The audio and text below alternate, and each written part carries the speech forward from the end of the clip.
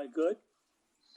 Good evening and welcome to the December 17th, 2020 meeting of the Yorktown Zoning Board of Appeals. My name is Gordon Fine. I chair the board. Joining me tonight are Anthony Tripodi, John Meistrick, Robert Fahey, Bill Gregory, our other board members, our recording secretary, Glenda Daly, and our special counsel, Adam Rodriguez. The first thing I'm going to do is go through the instructions for our Zoom broadcast. This meeting is being broadcast live on the town cable TV channels. If you would like to join and participate in this Zoom meeting, click the registration link on the town's website calendar page for this meeting. All meeting participants will remain without video and on mute until their item is called in order to simplify the view on the screen. Those joining by computer can use the chat function in Zoom to contact the meeting host, Robin, if needed.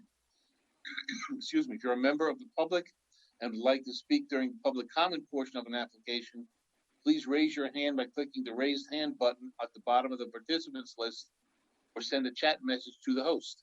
You may request to speak or have the host read your comments or questions. Please do not speak until invited to do so by the chairman or host, and identify yourself by stating your name for the record.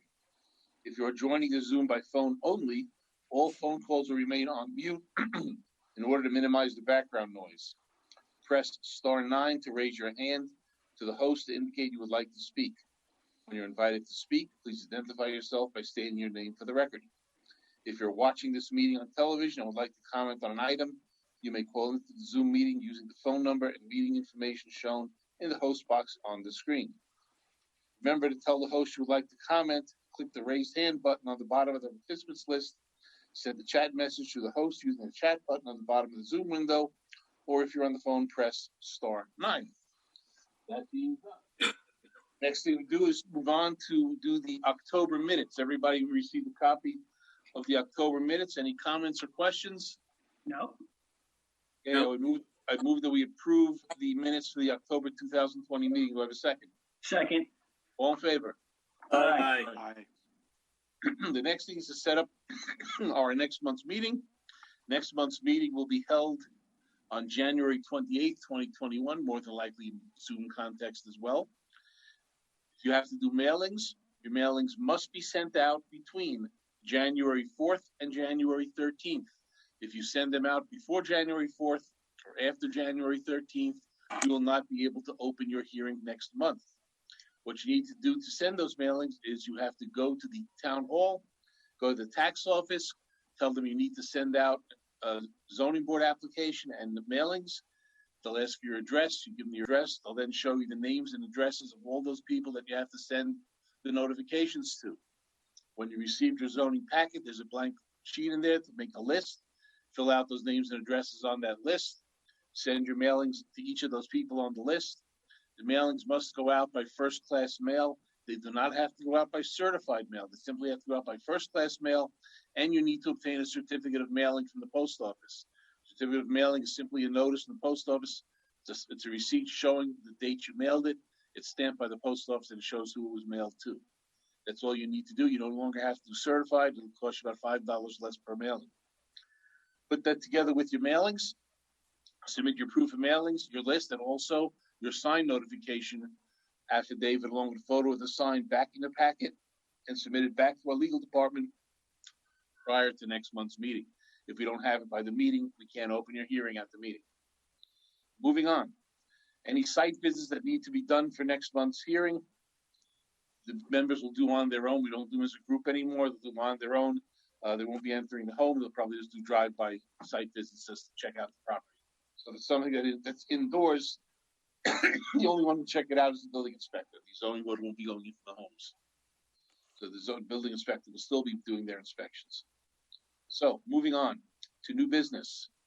We have Fonzo. My information is that being withdrawn? Kira, you know about that? You're on the air with us? Yes, I don't have any written notice, but he did say he wanted to withdraw his application. Okay, so we'll just mark that as withdrawn. The next one is Fernandez, property at 2605 Flag Place. Application to allow an addition with a side yard setback of 12.5 feet, where a minimum of 15 is required. The combined side yard setback of 26.97 feet, minimum of 40 is required. and a front yard setback of 31.32 feet or minimum of 40 is required. Again, at 2605 Flag Place. Anybody here on that application? Okay, we'll set that up for site visit, refer to the building inspector, and public hearing. Do I have a second? Second. All in favor? Aye. Epstein, application to construct a roofed porch with a front yard setback of 23.07 feet or a minimum of 40 feet is required at 2923 Curry Street. Anybody here on the application? All right, we'll set that up for site visit, refer to the building department and public hearing. Do I have a second? Second. All in favor? Aye. Frederick, application for addition with a rear yard setback of 28.67 feet or minimum of 30 feet is required at 2811 Hickory Street. Anybody here on that application? Yes, Gordon. David Tetro, architect. Hey, David. All right, we're just going to set that up for a site visit, refer to the building department.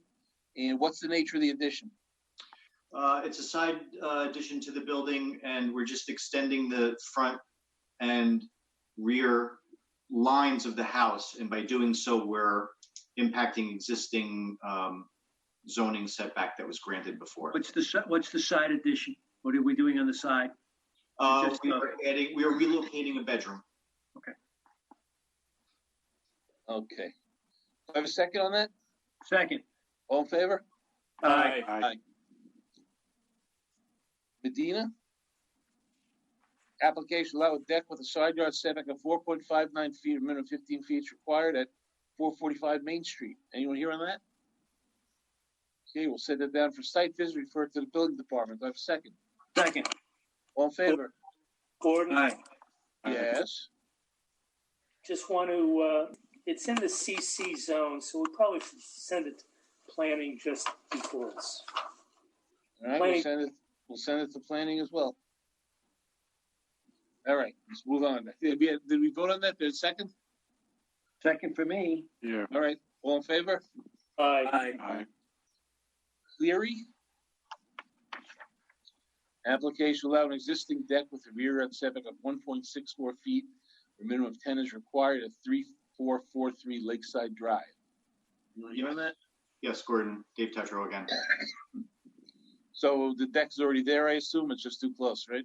Yeah, it was reconstructed. It's been there for a while. They bought the house. An inspector came in to do the building inspection, and the deck was pretty much condemned, so they reconstructed it. Okay. I will set it down for site visit, refer to the building department. Do I have a second? Second. All in favor? Aye. Jara, application to allow retaining wall and fence in the rear yard with a height of 9 feet. The maximum 6.5 is permitted. 1745 Central Street. Anyone here on that? Okay, refer that to the building department, set it down for site visit and public hearing. Do I have a second? Second. All in favor? Aye. Carvalho, application to subdivide a lot, creating two lots under the required 10,000 square foot, where a minimum of 20,000 square feet is required at 1681 Summit Street. Anyone here on that application? Okay, we'll set it down for site visit, refer it to the building department, also send it to planning. Do I have a second? Second. All in favor? Aye. Aye. And Grace, application to allow caretaker's cottage per section 300-47 at 959 Hanover Street. Anyone here on that? All right, we'll set it down for site visit, refer it to the building department, planning department, and a public hearing. Do I have a second? Second. All in favor? Aye. Aye.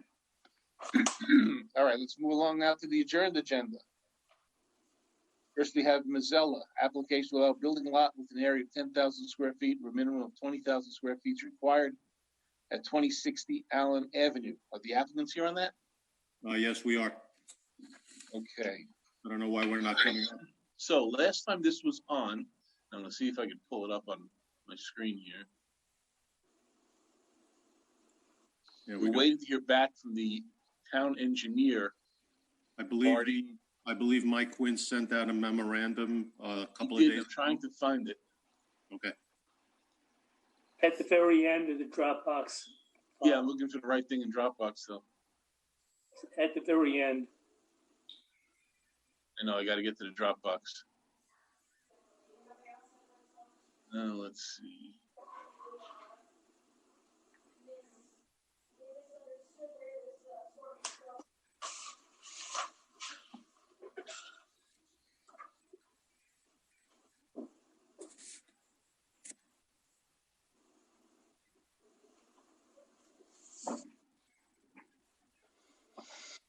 I know the drainage plan was sent out, and the town engineer had some comments on it.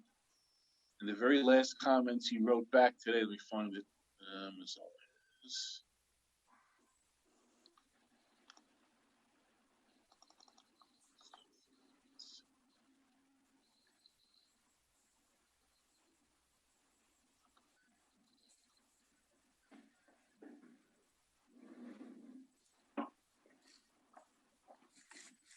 We have a memo from the town engineer, Michael Quinn, dated December 7th.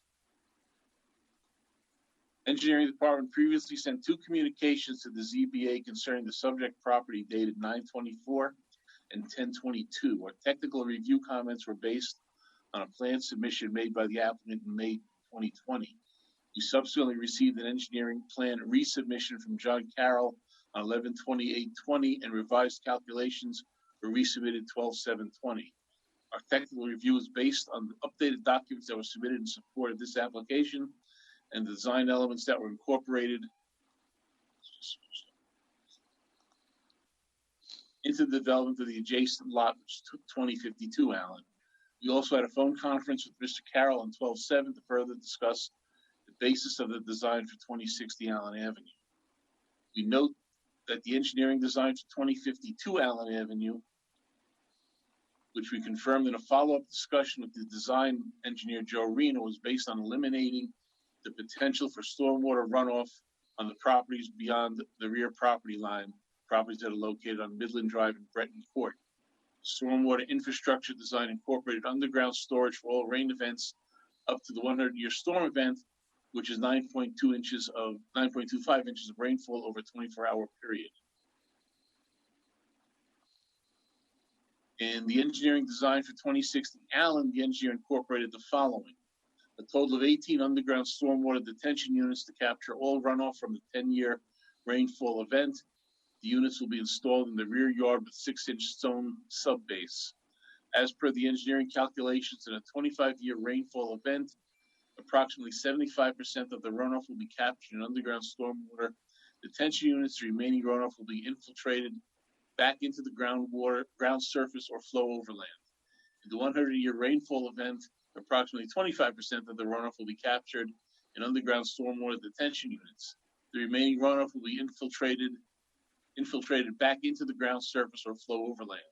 A 2-foot-high berm will be constructed along the rear property line to further minimize the potential for runoff onto adjacent properties and to minimize the velocity of overland flow. Design approach outlined above is reasonable in that it captures and treats the full water quality volume for a 10-year rainfall event, captures and treats a significant percentage of the water quality volume for the 25-year and 100-year rainfall events, achieves minimum 80% total suspended soil removal and 40% total phosphorus removal, and incorporated a berm and plantings to further reduce impacts of runoff through a steep slope. In conclusion, we have no objection to an approval variance being granted to this applicant. We recommend the following conditions be included: submit a final set of engineering plans and calculations to the engineering department to show the final layout of 18 underground stormwater detention units. The unit shall include an inspection port, 6 inches of gravel subbase, and a surface emitter. The final set of plans should remove any notes that indicate a septic type wastewater system will be provided. Lot to be on town sewer. Include a construction detail for the berm. Post a $1,000 landscape bond to provide a guarantee that the constructed berm is stable and that the shrubs will survive a minimum of 2 planting seasons. A licensed professional should provide oversight during the site work construction and prepare bi-weekly SWIP reports in accordance with New York State DEC standards. A notice of intent shall be filed with New York State DEC prior to the start of construction work. Prior to the project closeout, a stormwater maintenance agreement shall be executed between the town and the applicant. This will obligate the property owner to inspect and maintain the stormwater infrastructure and file a yearly report with the town. That concludes that memo. I did not see any other memos besides, there were some memos going back and forth prior to that, but I believe, if I'm correct, that this memo that I just read summarizes everything that was submitted in connection with that. Did anybody see anything else to file regarding that? Gordon, what was the date of that memo? This was December 7th. Because we have one dated December 15th that we had sent in all the changes, that we amended everything that Mr. Quinn asked us to amend. We sent in the drawings, we sent in everything that he requested, and he gave us, I have a copy of it if you want me to pull it up. That one I don't see here. Mine ends on December 7th, I believe. Everything else in here predates that. Well, he gave us a good, I believe, sketch of what needs to be done. Well, we did everything, and we basically got his blessing in his 1215 memorandum, which we need you to see because I'd like to put an end to this tonight if possible. Well, this is his 1215 memorandum. See if I get it. Can you control this, or do I have to do it? You have to do it. You have to do it. I see it's a memo from 1215 from Michael Quinn. Let's see what it says here. That has to do with Crystal Court, proposed I subdivision. got the wrong one up, I'm sorry. Yeah, this is. I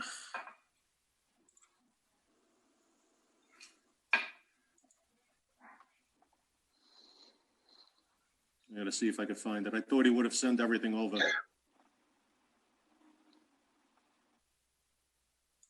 Well, I mean, if the board chooses to move forward tonight, and if the board chooses to grant the application, then it will just be subject to his memo anyway, which if you Okay. complied with it, you complied with it. Right. So anybody on the board have any further comments on this? No, I mean, I think that if we grant it subject to the conditions enumerated in the engineer's report, I think we'll be okay. I mean, this is a very similar application to the property immediately next door, Right. which we approved. So as long as they're meeting the same criteria that we put the other applicant through, I don't see a basis to deny it, unless anybody feels differently. On the board. I think originally we spoke about its compatibility with the system that was put in on the other house. We wanted to make sure that whatever was done. That's what Mike Quinn was saying. Right, yes. So if that's all it is, then I have no objection. Yeah, he asked them to submit something similar for his Right. approval. Anybody in the audience or on board with us that has any comments on the application? Anybody there? Yes. This is Michael Epting. Can you hear me? We can hear you. Yes. Yes. Okay. Yes, I had a few comments concerning the application. First, I haven't seen or heard of a tree survey and a permit to remove the trees from the lot, or how much disturbance or how many cubic yards of fill would be required and how many dump trucks will be required to deliver them. That's really not part of the application to us. That's part of the application that go to the building department in approving or not approving the application. We're merely here to approve the variance itself. How he does it is between him and the building department. Well, I guess my next comment would be that during the zoning board hearings for the neighboring property, Joe Rena and RPG presented detailed plans and discussed the whole project before the board in a very transparent manner. And we spent a lot of time understanding and discussing the stormwater permit and the Cultec infiltration system to ensure that the stormwater wouldn't run off onto the neighboring properties. So far, this system is working perfectly, and we haven't seen any runoff issues with my property or the neighboring properties. So since these projects are so similar, I think that you should hold these applicants to the same standards that were applied to the RPG property next door, as Which is what the town engineer just in his memo said he was doing. Okay, and so that there won't be any stormwater issues. There was a series of memos that are in the file that I didn't read between the applicant and the town engineer discussing the stormwater plan. And one of the first memos, the engineer made a statement saying that it should be similar to the application next door. You wanted to see it resubmitted. They then resubmitted the plans, and the engineer came up with this December 7th memo basically saying he's approving of what they're doing. Right.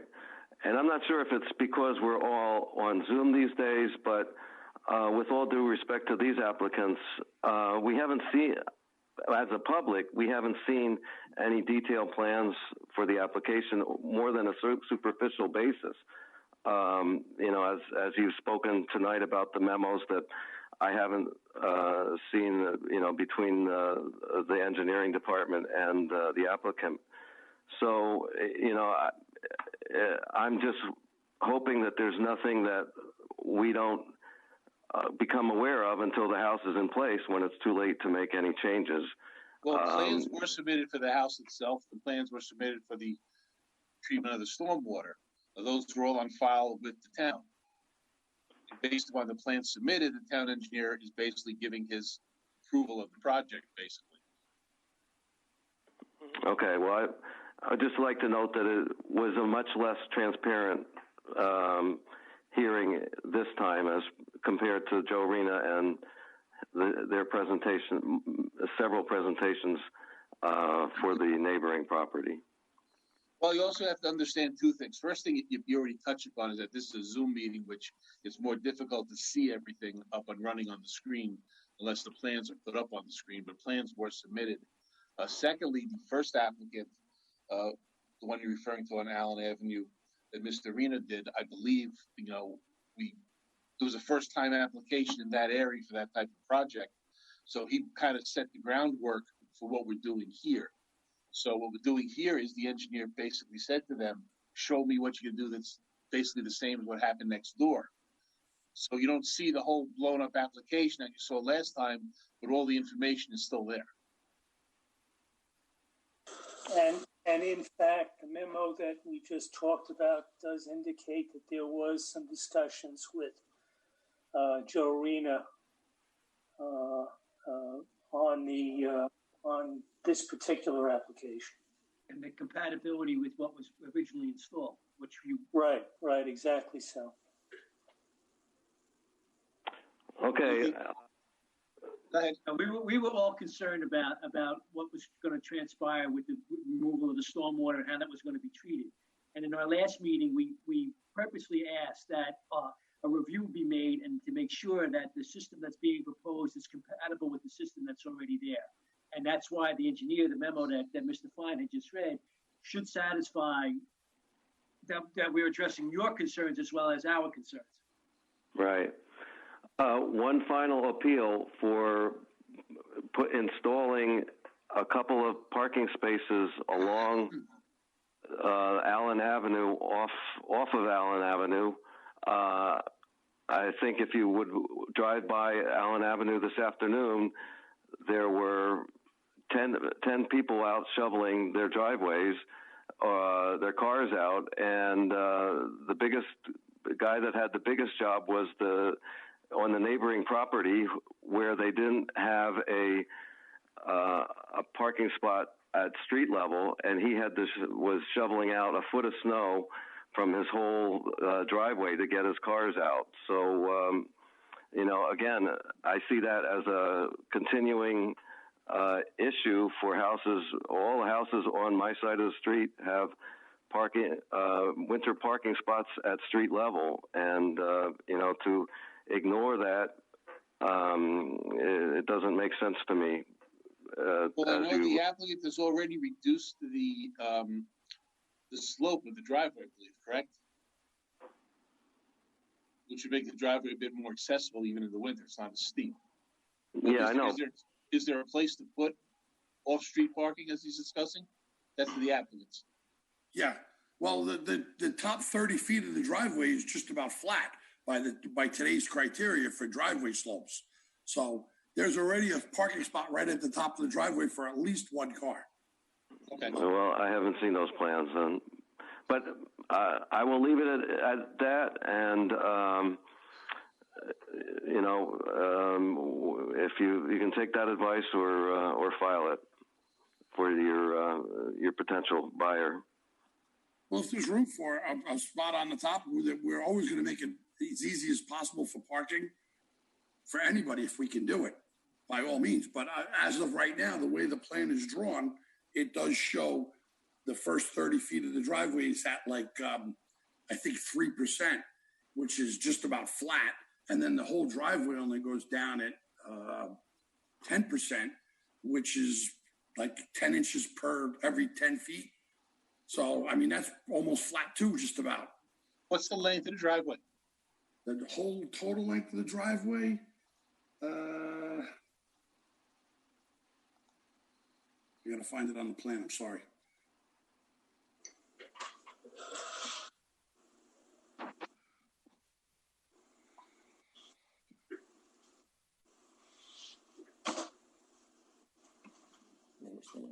It's almost the length of the house, Yeah, basically, from there to there. It's a little over 75, 85 feet total.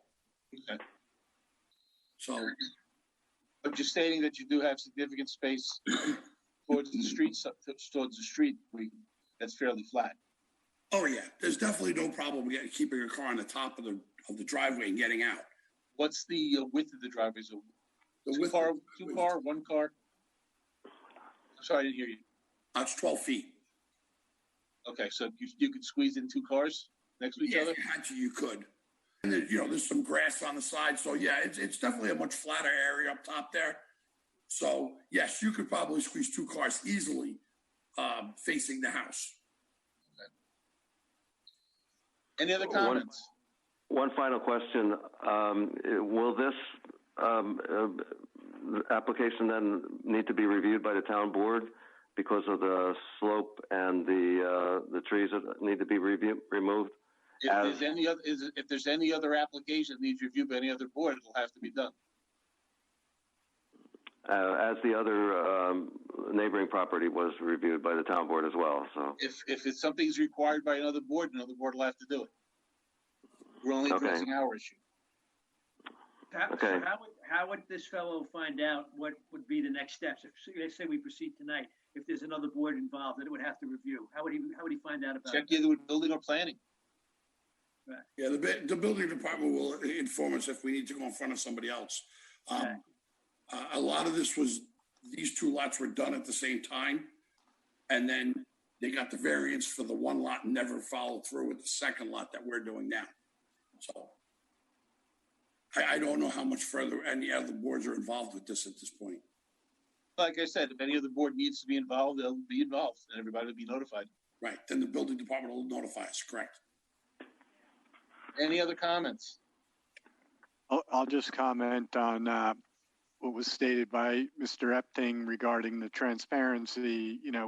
I would like him to be rest assured that as we're going through the Zoom call, we do have all these plans that we can view. It's just not like the public meeting where you put it on the easel. So, we are seeing all of this detail and have it. I just didn't want anyone to think this was, other than the normal job we try to do looking at everything. Good, John. Anyone else? Okay. That being said, I'm going to move, if everybody's ready to vote, they'll do a proposal. I move that the application will allow a building lot with an area of 10,000 square feet or a minimum of 20,000 square feet is required for section 321 at 2060 Allen Avenue be granted with the condition that the house be built per the plan submitted and that the building and drainage be done in accordance with all of the required comments from the town engineer contained in the December 7th and any subsequent memos from the engineering department. Do I have a second? Second. All in favor?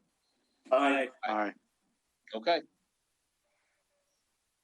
Thank you, everyone. Have a good evening. you. Good holidays. Happy holidays. Thank you. Thank you.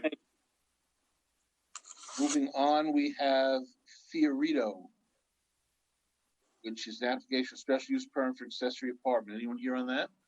Yes, Martin Henning here with Demasi Architects, the applicant. You see where we were last time on this, unless you want to fill us in on where we were last time on this.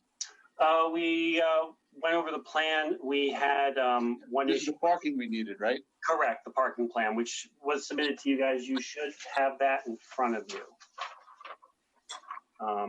The parking plan, by code, we needed a total of 3 spaces, and then the parking plan shows that we have 1 space in the existing car garage, and then there was an existing 2 parking pads on the asphalt that was existing on the property. So giving us If I could find that.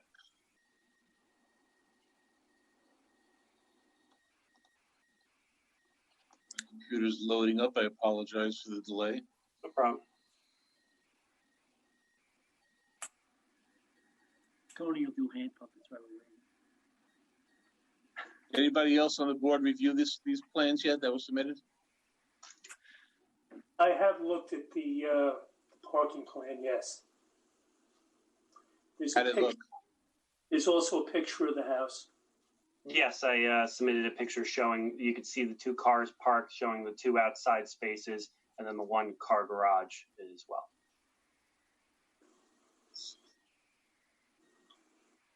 Right. I have the file.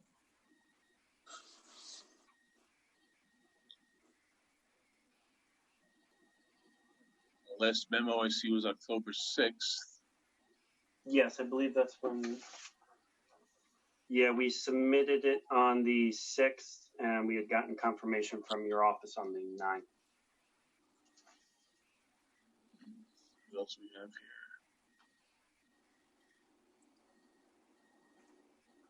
So I see a submission here. Looks like a survey. Yeah, we took the original survey and we showed boxes on it about the standard parking space width of 8 feet by 19 feet, or Right. 9 feet by 18 feet, and then showed the 2 spaces outside coming off the driveway, and then the 1 space in the garage itself. So it looks like they've complied with what they need to comply with. Yeah, we needed a total of 3, and that's what we got. Building department had no objections as per their October 6th memo. The driveway is what, on Hudson Street side? It is. This is a corner lot. You can see between Central, Hudson, and Summit, but the entrance onto the property is on the Hudson Street side. Okay. And it seems from the drawing that I have, the survey, that the driveway is pretty big to begin with. So was there any issue about adding an extra space or anything? I don't. No. We had plenty of room to work with that we already had. That was already there. Okay. Yeah, it was just, Bob, was just that the town code specifically requires a parking plan. Right. Draw the plan. Okay, got it. Yeah. All right. Anybody else have a comment on the application? Is this conforming with the area size? I couldn't tell The from the building plans. department had no objection, so if there were any size issues, they would have brought those up, I would hope. Okay. Okay, I would move then that we grant the application for the special use permit for the accessory apartment at 1625 Allen Avenue for a period of Central Avenue Yeah. for a period of 3 years, and that the accessory be built in accordance with the plan submitted. Do I have a second? Second. All in favor? Aye. Aye. All right. Thank you very much. You're welcome. All right. Have a good evening, everyone. Thank you. Thanks, you too. Next application is Hate. Anybody here on that? So, Kimmy, how do I get out of this? Oh, Anybody here on the Hate application? Why was this adjourned last time? Do we know? They couldn't, the building department couldn't make an inspection. Do you have anything this time? Let's see. Yeah, they have an email from Joe Benatucci indicating that Brad had made the inspection. He was okay with it. Looks like Mr. Hate's on this call, but not on mute. Pull it up here. Yeah, it's in the it's in the Dropbox. Yeah, I'm looking at it now. This is the house opposite Lakeland Lumber, right? On the corner by Stony Street. I believe so. See, we have an email here, was dated December 14th. In reference to the application, I spoke to the Assistant Building Inspector, Brad Goodman, this morning. He did perform an inspection on this property and stated he had no objections to granting the special use permit. He was unable to write a formal memo. Okay, so. I think This you're is on mute, a- Mr. Haight. You're gonna unmute. Now, this was not only for the permit itself, but also this was, There's no change. It was just a change of ownership of the property. there must have been a variance to begin with, right, originally? Correct. We've been to this house before. I think the issue was the fact that the boiler room was right adjacent. Is that affected the square footage of allowable square footage for the apartment? Correct. Right. Yeah, because it also says 906 square feet, where 800 is allowed, but it's not an application for that, which means we approved that in the past. Exactly. We've been there before. Okay. Anybody have a comment on the application? All right, I move that we grant the application for the new owner who is applying for the special use permit, accessory apartment at 1228 East Main Street, be granted for a period of 3 years. Do I have a second? Second. All in favor? Aye. Aye. Okay. Should we say anything about that it's not necessary to reapprove the 906 so that No, the variance runs no with one gets it, so confused? Runs with the variance runs Right. with it. Okay, next up is Christensen. Applicant here on that? Christensen? Yes. Okay. Right here. Application to allow an existing 8x10 shed with the rear yard setback of 5 feet, a minimum of 10 is required, and to legalize existing pergola, which is 10x12, with the rear yard setback of 5 feet, a minimum of 10 is required, at 708 Garth Court. Yes. Want to If put I, your name on the record, please? sure. This is John Christensen. And I think, as we discussed last meeting, the shed is really 5 feet where 15 feet is required, because that's a side yard. If you look at the memos. Well, we had to figure that out too. We have a memo from Joe Venatucci, the Assistant Building Inspector, dated December 13th.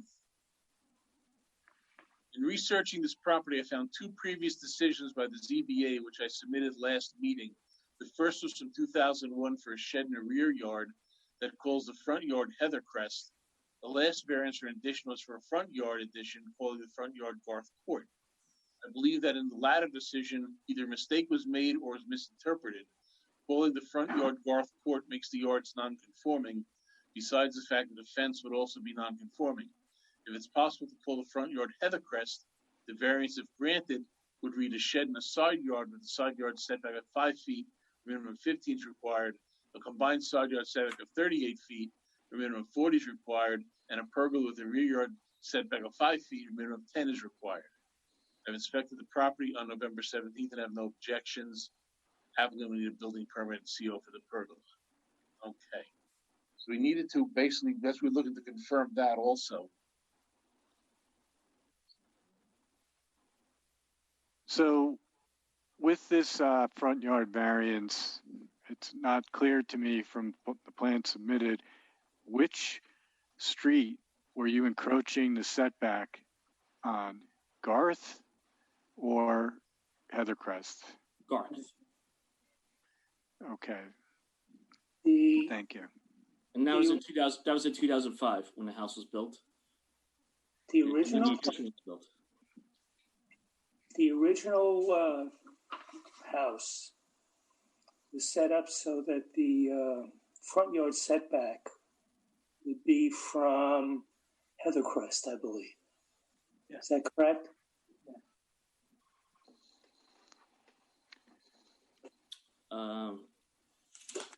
Well, the driveway was always on, Garth Court. So, Right. Now, driveway, I think.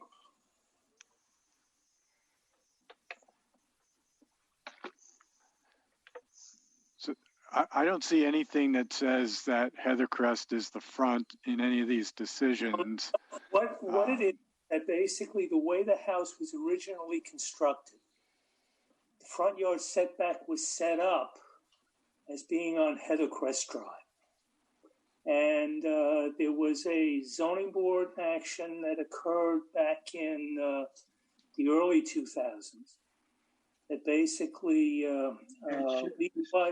legalized a shed in the rear yard, which was correct.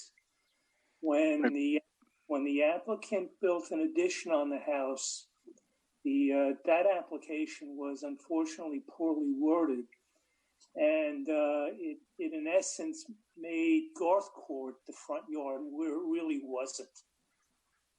And if you remember, when we did the site inspection, we looked at the fence that was on the property that was in the rear yard, and it would only be the rear yard if it was set up on Heathercrest as the front yard. Yeah, and I think we had that discussion where we were going to change that wording. We discussed that last meeting. Yes.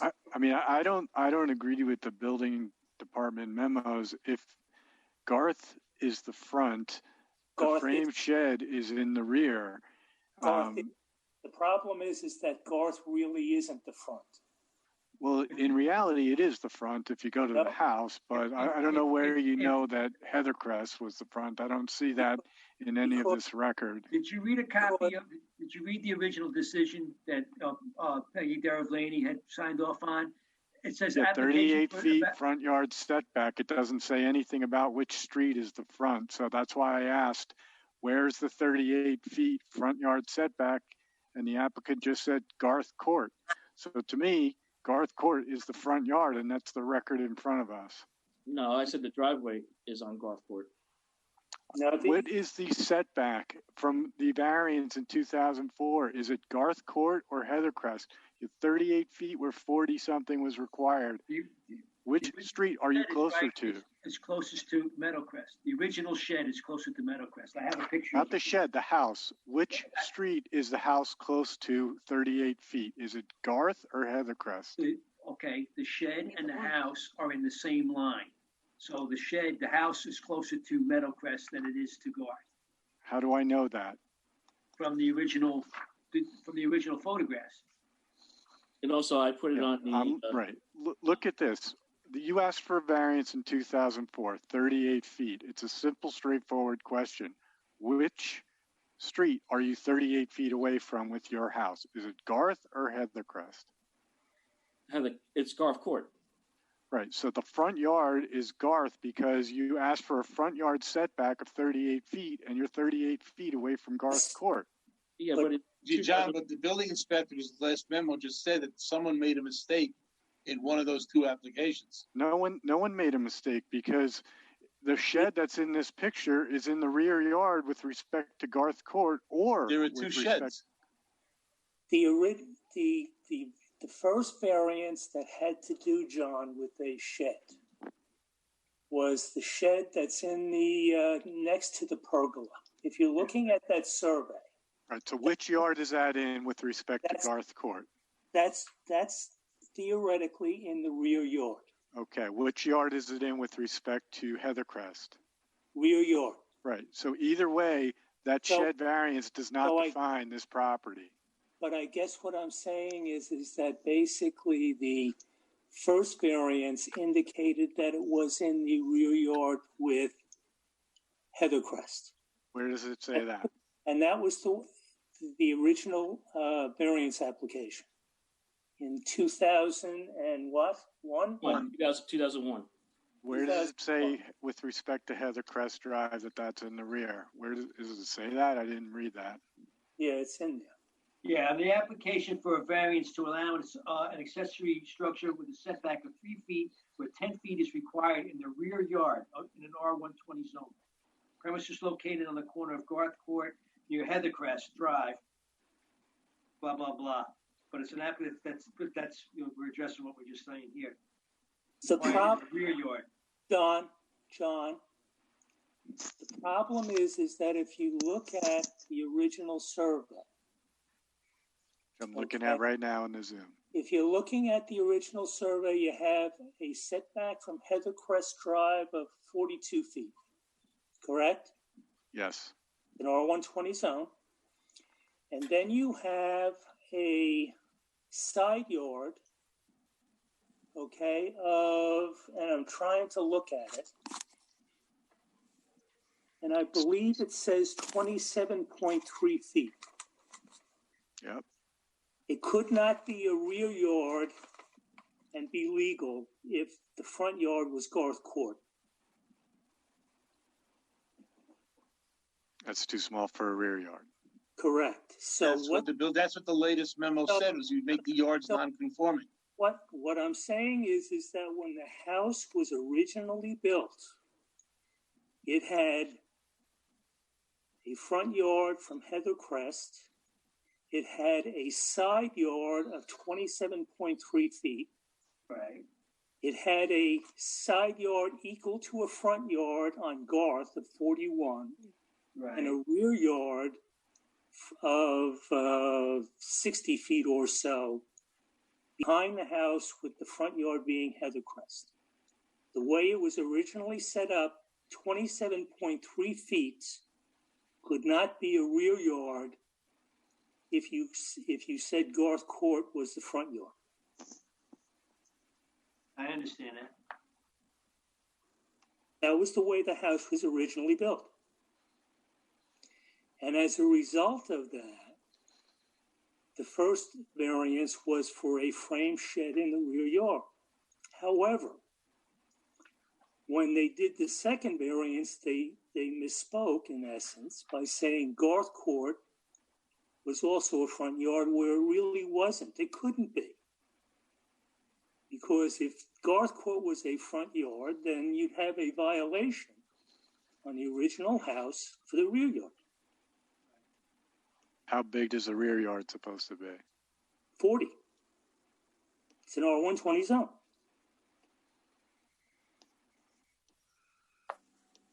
What establishes what the front yard is? Is there any definitive document?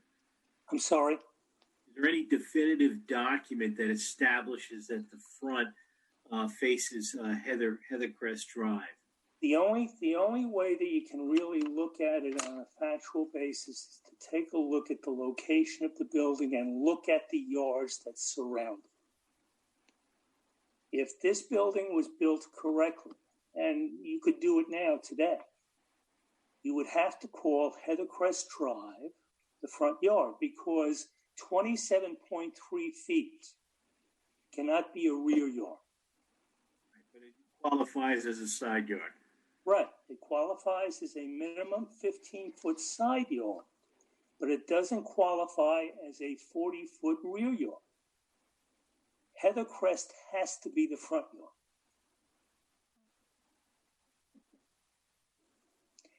Garth, because it's a corner lot, has to be 40 feet because of that rule. But it doesn't necessarily turn it into a front yard. It's still a side yard. So the variance that allowed it to be 38 feet away from Garth should have been a side yard that's supposed to be equivalent to a front yard of 40 feet. It was just basically the wording was incorrect.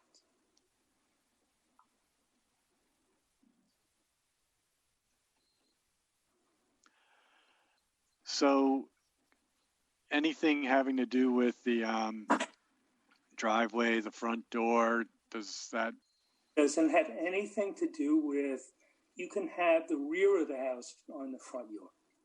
It doesn't matter. Right.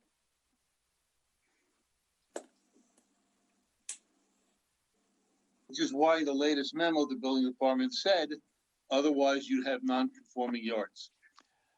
Correct. Yeah, I didn't, since he didn't say a non-conforming rear yard, I wasn't sure why he felt the yards were non-conforming there. It has to be that way. Right. So what we're looking at here is an application for a variance for the shed in a side yard. And then with a setback of 5 and a pergola. And the pergola is in a quote-unquote rear yard. Right, but it's the side setback for the rear yard. It's still in the rear yard. Right. That's 10 feet everywhere, right, in the rear yard. Correct. It's 15 feet on the side yard. And, okay. So is there any point in fixing the variance for the house, the 38 feet to? Well, I think that was one of the things that we were going to have a discussion about, was how do we, in essence, correct that variance that was granted back in 2004. You have to reopen the hearing. Okay, because I mean, obviously, it has everything to do with the wording, saying front yard, and it's just going to be confusing. I would leave it alone at this point. Okay. Maybe in this one we can make a determination, or just put in the record that the front yard is heathercrest. So if anything ever happens again, we don't have to have this whole. Yeah. Word the decision saying it's from heathercrest in, go that way instead of from Clark. Now, going back to the application itself, to get past everything else, there were 2 sheds on the property, correct? Yes. And I'm trying to find the photographs that were submitted in the file here. Yeah, I submitted a bunch. I saw them in the Dropbox and was looking to them. But it looks like, whether you call it a side yard, rear yard, both sheds are in line with each other on the property. Then you'd see one from the other, correct? Yes. And the first shed also had a variance, basically asking for a variance to put a second shed on the property as well.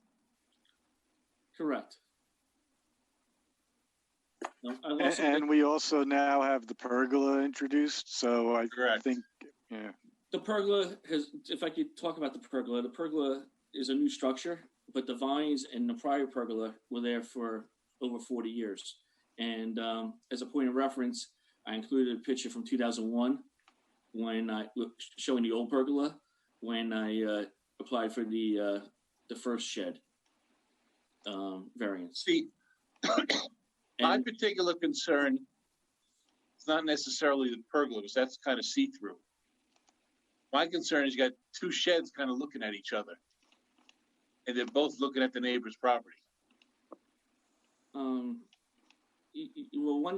we have bushes. The bushes are very high there, and if you see some of the pictures, and you really can't see, you can't see through there. And the other part of it too is the one shed that I'm applying for the variance for.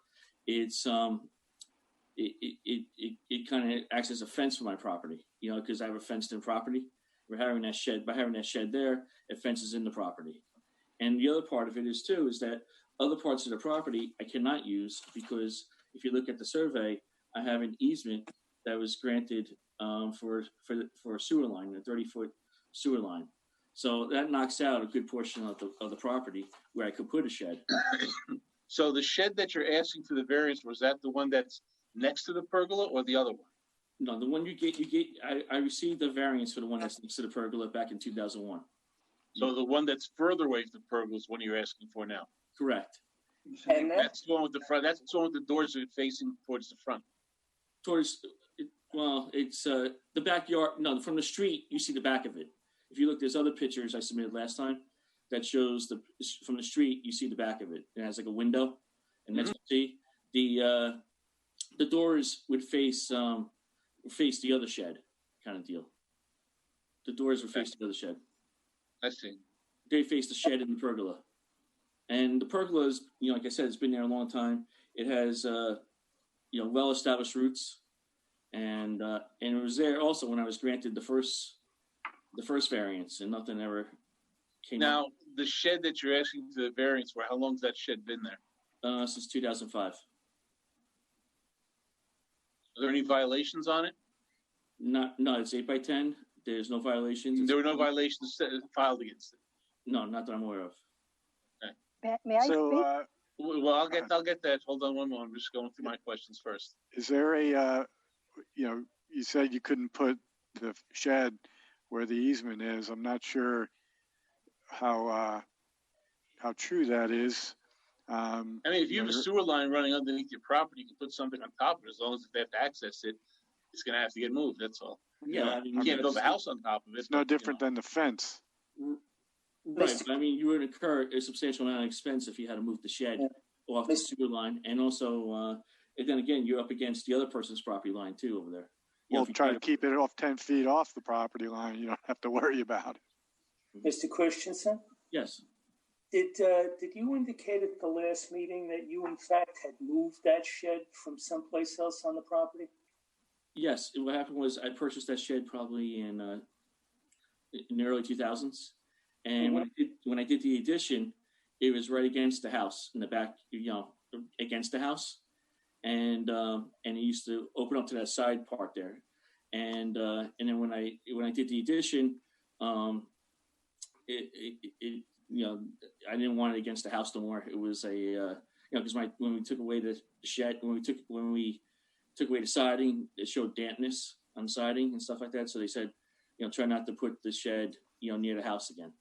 And also when they were doing the construction, there was a platform there. They destroyed the platform, so I had no platform there. The shed works well there from the street. You can't really, people are like, a few of the neighbors when I submitted it, they're like, what shed? They because you have like a bunch of trees. I submitted some pictures, like Rosa Sharon's and stuff like that. And also I have big rocks in front of it. And I try to make it appeasing from the street. Like I don't want something that's an eyesore. And I want it to look proper. And you see, that's the picture right there. And so it's not something that sticks out. I maintain it well. It acts like a fence, because my property is fenced in. If I didn't put that there, I would have a fence. And it's again, those bushes are on the side. So the other neighbor really, you can't see it. From those bushes are thick and they're high. And then I have other bushes to the left. Whose fence is that? The picket fence that I see? Is that yours or? That's my fence. Yes. There's some photos here also. I don't know if you submitted these or someone else submitted these or what, but let me find them. They're like some watercrafts parked in the yard. What's that? Like jet skis parked in the yard. Yeah. I submitted some photographs from my perspective for your review. Well, yeah. Those are in your yard, Mr. Christensen? Yes, those are from my yard. Yeah, the jet skis. What happened was I submitted this photo, and I try to put again. I don't want to get into it, but I'm not happy with the overall condition of how they maintain their yard, and other people have issues with it as well, and I'm not the only one. So let's just talk about this yard. Whose jet skis are they? Those are the neighbors' jet skis. Those are our jet skis, and they are all completely intact and covered. They were being used at the times they're uncovered, but they're all completely tarped over, covered in. Ma'am, I know you're talking, but we need you to put your name on the record. Oh, Melody Aubrey. Okay. Now, what about? There's also a photo of a trailer. Yeah, there's a trailer there. There's a car there. There's a tub. So this is just photos of the neighbor's property, not your property. Correct. Okay. And it's reason why I want to have some kind of barrier. And also they have a tub. The tub's right there in the lower right hand corner. They have a bunch of building supplies. And I'm not the only one that has problems with it. And I don't want to talk about who has problems with what. I just want to know what the pictures are of. Right. And that's why the bushes are so high. And that's why the bushes are so high. They don't. I've got a question on the application. Sure. If we've established Heather Crest as the front yard, these sheds are along the sideline or the side property line. Are we talking about a 15-foot setback instead of a 10? On this particular application, you are correct, Tom. It is a side yard setback of 5 feet where 15 is required. For the shed, right? For this particular shed. This shed. The other shed's 10 though, because it's in the rear yard. So it's a 10-foot setback. The shed already has a variance, so. That one's 10, but the one that we're talking about now is 15 is required. And the application would have to be amended then, would it not? Well, we were going to amend it to in accordance with what the building department sent us. And and to me, the shed's in a perfect spot. That part of the property right there, again, I don't want to focus so much on them, but they have leaders coming off their gutters. And, one could say, why don't you just move the shed closer to your house, right? And when I set it up, I mean, there's those bushes, they drain up the water. And I can't do that because there's water that piles up alongside the house there, from their leaders. And, I've been told, it's a natural progression the way the houses are. My house is a little bit lower than their house. So I get their water from their leaders. And so like that lower right-hand corner right there, one could say, hey, listen, why'd you go through all this hassle? Why don't you just move the shed to the left towards my house more? But the problem is I would be walking through mud all the time because their leaders are on the other side of those bushes. And in my house, my property is lower than theirs. So the water goes in my direction. And then it goes it goes alongside those bushes all the way to the street. Isn't there a rule about sheds having to be a certain distance from the main structure? Anyway? So the way it originally was pressed up against the house, I don't recall whether that's been changed, but at one time it wasn't allowed. There are fire code rules about how far off the line they have to be. Yeah, it was a fire code rule, maybe. All right, I know Miss Aubrey wanted to speak some more. Do you want to make some more comments, Miss Aubrey? Yes, if I may, please. Sure. Just to piggyback off of what my neighbor is discussing about water leaders. The water that he's discussing is not what it does. If you watch the rain, this has been since 1955 when the homes were built. I had a discussion with the original owner who was in there prior to him purchasing it. And how it goes is the original owner had raised the back of the property because we have a high water table and we have clay. And when the rain comes down, it comes from, I have video of it, it drains from the property behind us because they're way up high, the elevation. So it runs down onto his property and my property. And then when it really starts to get going, it starts to make a river between both our properties. And it goes from the back and it will pour all the way to the front. This has happened prior to us rebuilding this home. When we had the original home, we have this house built in the same footprint. But that was the same issue that was way back then, and there was no leaders back then. And that's how the water goes, and it's been like that since 1955. It's always been that way. But irregardless, the focus is on there should be a 15-foot side yard now, space between his property and mine. I sent what should have been in the folder for your review, pictures on my end. And it's very clear to see the shed. Now, originally he needed a variance for this extension for the back of his property. I had no problem with that. I just like to say one thing. I didn't need the back of the property was not extended when I did the addition. The back of the property was not extended towards her house. Well, whatever it was, I didn't have any problem with that. I didn't go to the town and have a problem with that. You're making your home look nice. I have no problem with that. I like the way your home looks. It's very nice.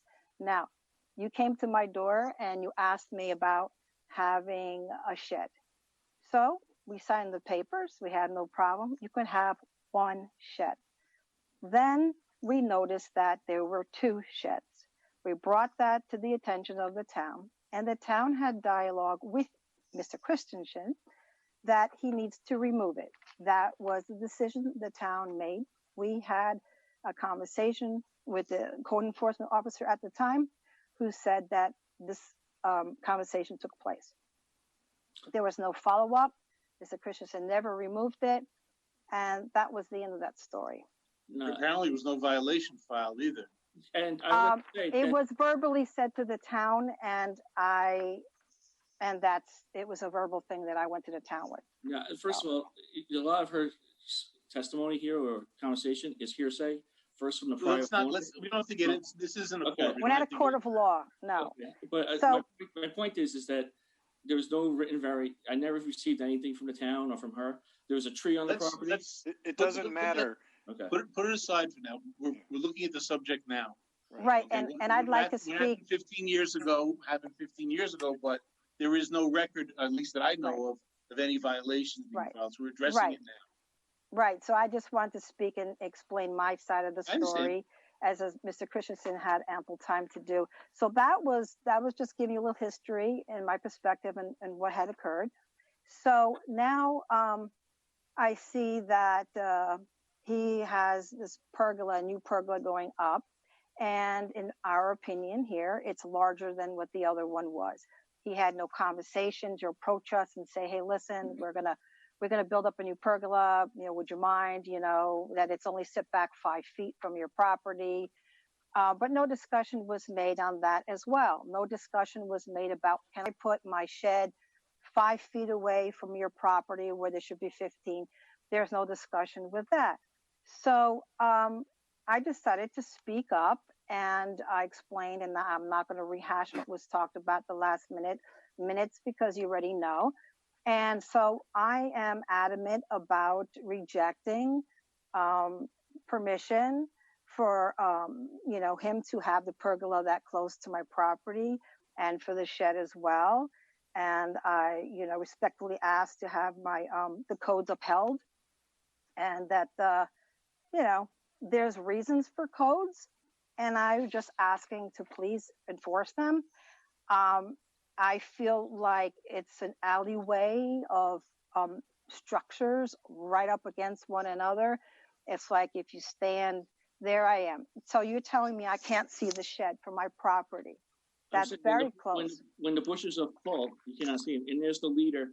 You don't live on my side of the property, Mr. Christensen, and I see it. We have a photo. I'm looking right at it. We have a photo. I like to sit.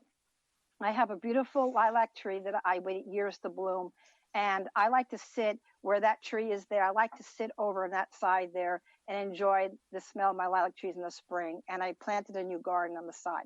So I like to move around my property now that I'm home full time and enjoy all of my property. And like I stated before, I don't know what he stores in that shed and what he does. It's his business, but I do smell things. And I just said, well, that shouldn't be so close to my property. So I really want to speak to the code of that and say that, this is already like one after another in getting variances. And I just felt that, having structure after structure in a row, it's a bit much. So, Mr. Christensen, let me ask you this: Sure. Is there enough space behind that shed and to the side of that shed to install evergreen bushes to block the view of the shed from Miss Aubrey's property? I can remove those other bushes and put evergreen bushes alongside there. I'd be happy to do that.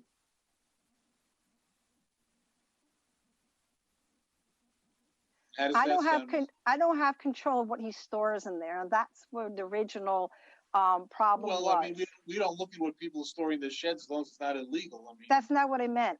There was an odor being emitted, and I was gardening. I kept smelling something, and I did see bags of gardening, whatever he's using, whether it's, because he does keep his property nice, and he has all this mulches and, whatever gardening things, but they did emit an odor. And I'm trying to show you by this picture that the proximity to the shed, to the windows, I like to keep those windows open, especially in the spring when I have my lilac tree in bloom, and I'm smelling things from his property on his shed. So I would appreciate the shed to be the 15 feet away from my property, because I can't dictate to him what he can and cannot put into his shed, And what do you keep in that shed, Mr. Christensen? What's that? What's in that shed that would be putting out that kind of odor? There's nothing. There's furniture. There's nothing that creates an odor. When the town, personnel came by, there was no, to my knowledge, there was no odor that they said.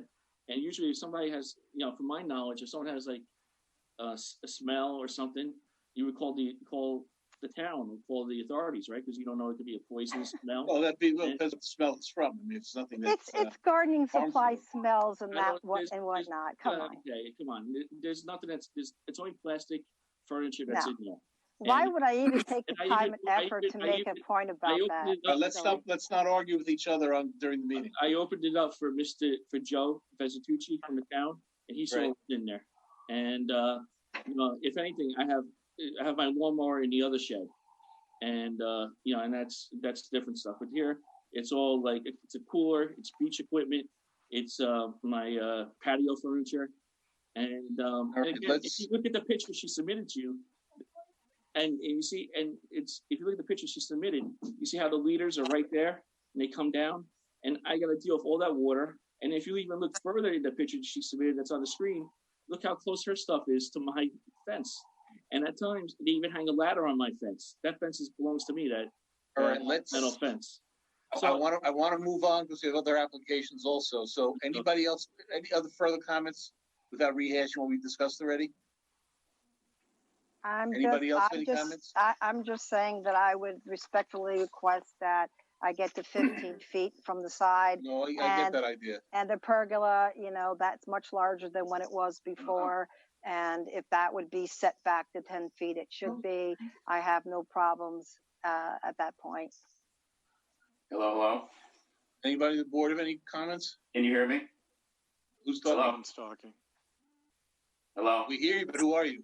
Oh, Mike Bourgeois. Okay. Hi, how are you? I just wanted for the record, we live directly across the street on the Heathercrest Drive. Okay. We've been here for the past 24 years, and we have known the Christensens for about that time. At no time have we ever had issues with the view of the shed that they're speaking of. That's a direct line of our house. He keeps his yard well manicured. It's beautifully kept on a weekly basis by himself. Puts a lot of hard work into it. He's done nothing but increase the property value of our neighborhood and our town. So just for the record, we have no objections. Okay. Thank you. How did the other members of the board feel about my suggestion about the evergreens? I think it's a great idea. Yeah, hello? Can you guys hear me? Hello? Yes, Mr. Shkreli. Yeah. Hi, Joseph Shkreli here. I'm also a resident over here in Yorktown Heights. I'm at 711 Garth Court, and I live directly across the street from the Christensens. And I just want to echo the previous commenter's comments that John and his wife are stand-up residents. They take great pride in this neighborhood. They take great pride in Yorktown. They take great pride in their curb appeal. One thing I can say about John is he's always outside. He's always working. He's always improving the landscaping on his yard. He's always doing the right thing. When we have blackouts, we loan each other generators. We help each other out. He's a great neighbor. He's a neighbor that anybody would love to have and should deserve to have. Thank you for your comments. Anybody else? Well, I appreciate the neighbors are very supportive of my neighbor, but I feel that I'm entitled to have the setback the way it was meant to be. Those neighbors are not directly next door, 5 feet away from his shed. I understand what you're saying. And as Mr. Christensen stated at the last meeting, he said that he is allowed to do whatever he wants to his property, and quote unquote, that he's entitled. Ms. And Aubrey, this is not about this is not about entitled. But he's obviously not entitled, so that's why he's here. And I acknowledged that after I said I misspoke, and I acknowledged that last meeting too. So I want to move on and see what we can do with this. Anybody else have any other comments?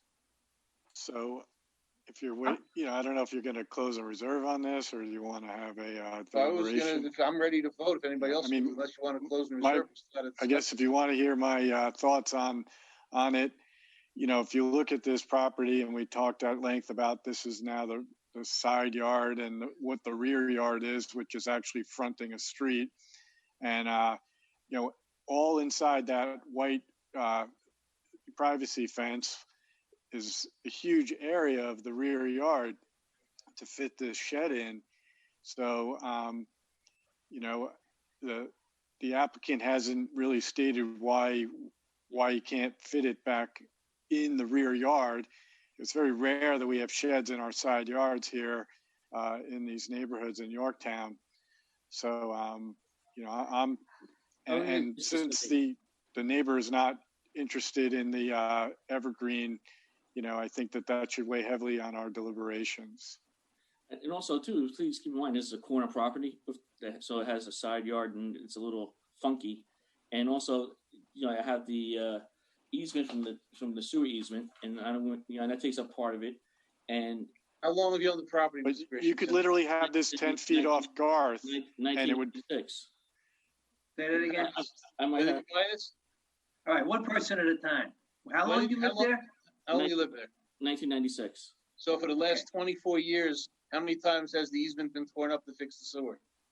Well, it becomes an issue because let's say if I want to put a pool someplace or if I want to put a deck, right now you're asking for a variance for a shed. I don't care what you want to do in the future. Mm-hmm. We're talking about right now. Through a quirk of zoning, you could have your shed 10 feet off Garth Court in now the rear yard, which we've talked at length about what it is. So that's kind of unusual, but that would be legal in comparison to what you're trying to do. So there's a huge footprint of area that you could use in what you would kind of like probably consider your side yard, but it's actually now defined as the rear yard, which is, on Garth.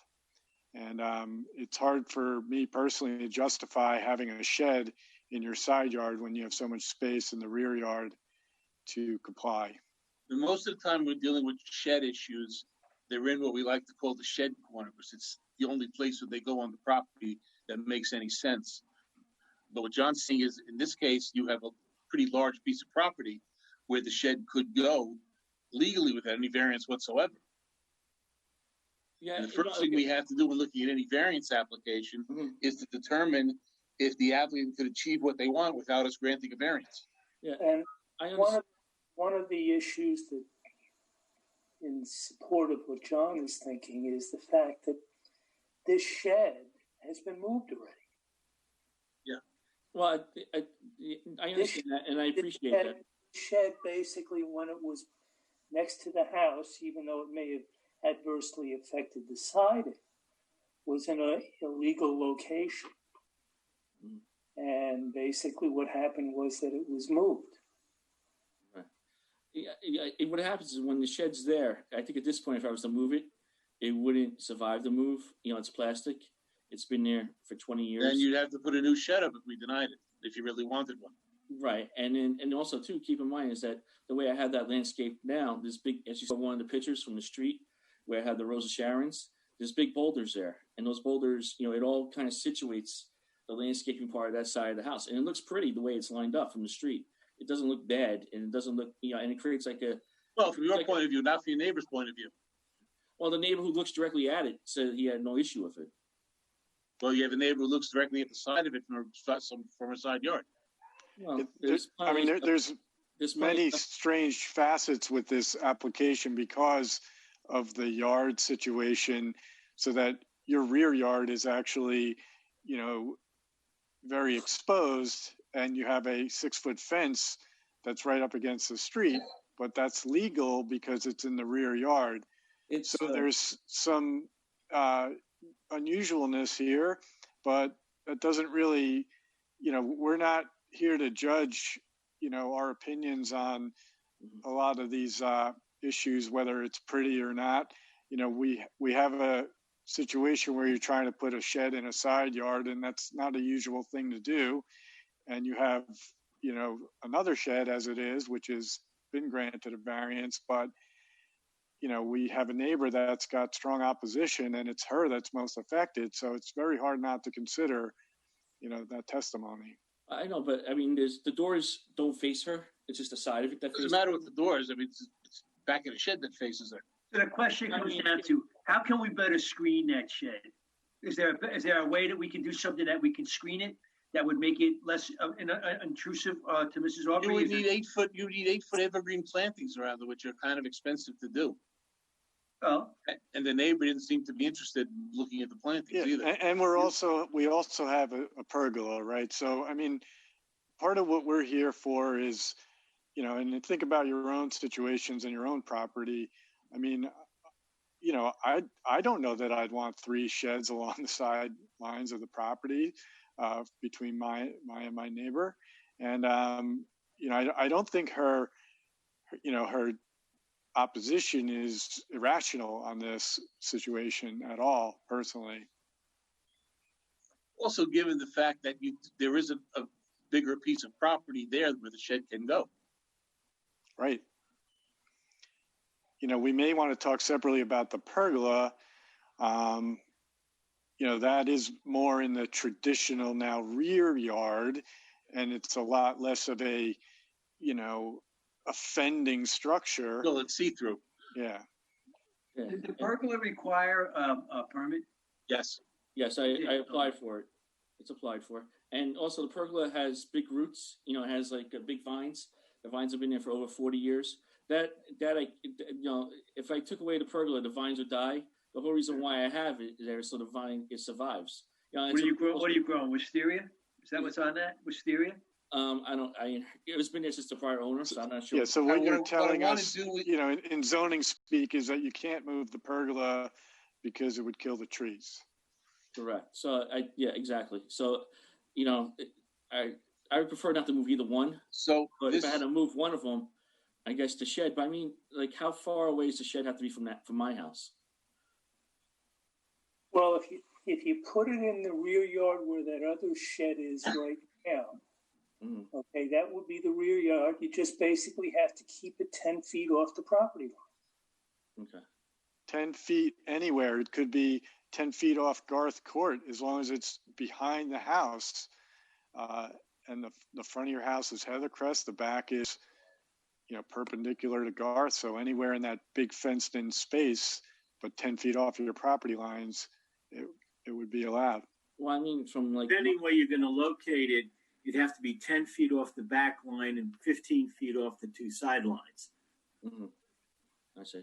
So, all right, so what I want to do at this point, because I think we've kind of beaten this down enough already, is I'm going to put on the record that we're going to amend the application to be, first off, we're going to designate Heathercrest as the front yard. I'm going to make this an application for a shed with a side yard setback of 5 feet, where minimum is 15 feet, a combined side yard setback of 38 feet, where minimum is 40 feet, and a pergola with a rear side setback of 5 feet, where 15 feet is required. Now, that being said, that is now the application. Are we sure it's 15 in the side of the rear yard? I believe it's 10. 10 rather, I'm sorry, I'm reading it wrong. Yes, 10. 10. My ears looked like a 15, I'm sorry. So that being the application, now we have to do our proposal on what we would do. Based on what I'm hearing from the board, I'm going to put a proposal based upon this application that the application for the pergola be granted with the condition that it pertains only to requested variance, not the remainder of the property line. The application for the shed be denied. Now, do I have a second on that? I'll second it. Second. All in favor? Aye. Aye. Any opposed? Okay, so that'll be the decision then. Can we The shed is denied, the pergola is granted. Okay. Can I and just... Heathercrest is your front yard. Okay. Can I just say one thing? Well, the application's finished. Okay. So we can't not put anything else in the record. Okay. To thank everybody for their participation. We'll move on to can I ask you a question? How long do I have to move, because it's winter, how long do I have to move the... That's between you and the building department. Okay. How long do they want to grant you for that? I think they'll be reasonable with it. As long as you comply, I think they'll work with you. Yeah. Obviously, after the storm today, you're not going to be able to move it in 30 days. Depends on how cold it is or how warm it gets, Okay. Okay, great. And just a question too. I could put it right next to the other side of the pergola if I wanted to, right? No. It's got to be 10 feet off the property line, right. So it's got to come in a bit. The shed, yes, the shed, the pergola was granted a variance. Mm-hmm. The shed, wherever you move it, cannot be as close to the property line as the pergola is. Okay. Got to be 10 feet away. Okay. All right. Well, okay. I want to thank you for helping us resolve this, and thank you for your time and all the work you guys do. Stuff like Very that. welcome. All right, man. Thank you. Good luck. Okay, moving on. Is anyone here on Sarlo? Okay, so this is the Sarlo application requesting special use permit for having a contractor's yard and parking commercial vehicles at 675 Solenoid River Road. My information is that there are no mailings submitted on this, so the hearing is not open. And how long has this been, have we had this? Since 2019, I believe. So at what point do we start sending like some final notices? Well, before I make any comment whatsoever, because my participation, this is limited to me just saying the hearing's not open. If it was going to be open, I would recuse myself on the application. So if the board members want to discuss what you do with the application at this point, I'm going to recuse myself at this point, let you discuss what you want to do with the application. Right, Mr. Sarlo is on with us. Yeah, Get on mute, Mr. Sarlo, if you're going to speak. You got to hit the unmute. But you guys have designated, I think, well, before you move on, let me designate that I think John is going to take care of chairing this part of the meeting. Thank you, John. And the unfortunate thing is that I think that, John, we can't have a meeting because it hasn't been opened yet. Right. We don't have the notice, so we can't take any testimony, and we can't discuss the merits of the application, nor can the applicant present anything. Right. So all we can talk about is are we going to be seeing mailings? We didn't get them this month. This application's been on our agenda for a really long time. So we're ready to strike it out and take it off our agenda, but I'd like to maybe hear why we didn't get the mailings. Maybe Mr. Sarlo, you could explain what's going on here. Can you hear me? Yes. How are you? Michael Grace is my attorney, and it was my understanding that he'd be with us tonight, and he has the mailings. They had mailed them out, and apparently was getting them to Kira. I'm not sure why he's not here with us tonight. I actually did mailings myself as well, because I wasn't sure whether he was doing them, I was doing them. So he sent them, I sent them. I gave him copies yesterday. I drove down there to give him copies. So he has everything.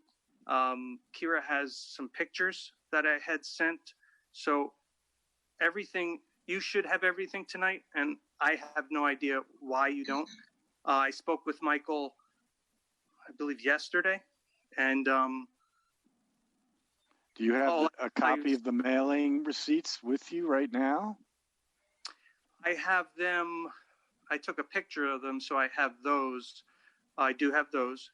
Can we somehow submit them, through Zoom here? There's a way to do that, but normally in the meeting you hand them to us at the desk. John, check with Kira. So I could probably email them to Kira. I'm not too sure how I could get them on. I'm not very familiar with the Zoom platform. Yeah, so maybe if you could email them, I think all we need is pictures of the receipts for the mailings. I think everything else was in order. So if you could email that right now to Kira, and she could verify that she's got it, we could at least open the hearing. And if your representation is not here, I suppose we could hear a little testimony from you if you want, or try to adjourn it relatively quickly. From what I understand, Kira? Yes. Yep. Do you have the information? I am checking my email now. I do have the signed notification and certificate. So, Anthony, if you can just send the mailings to my email, then I can confirm.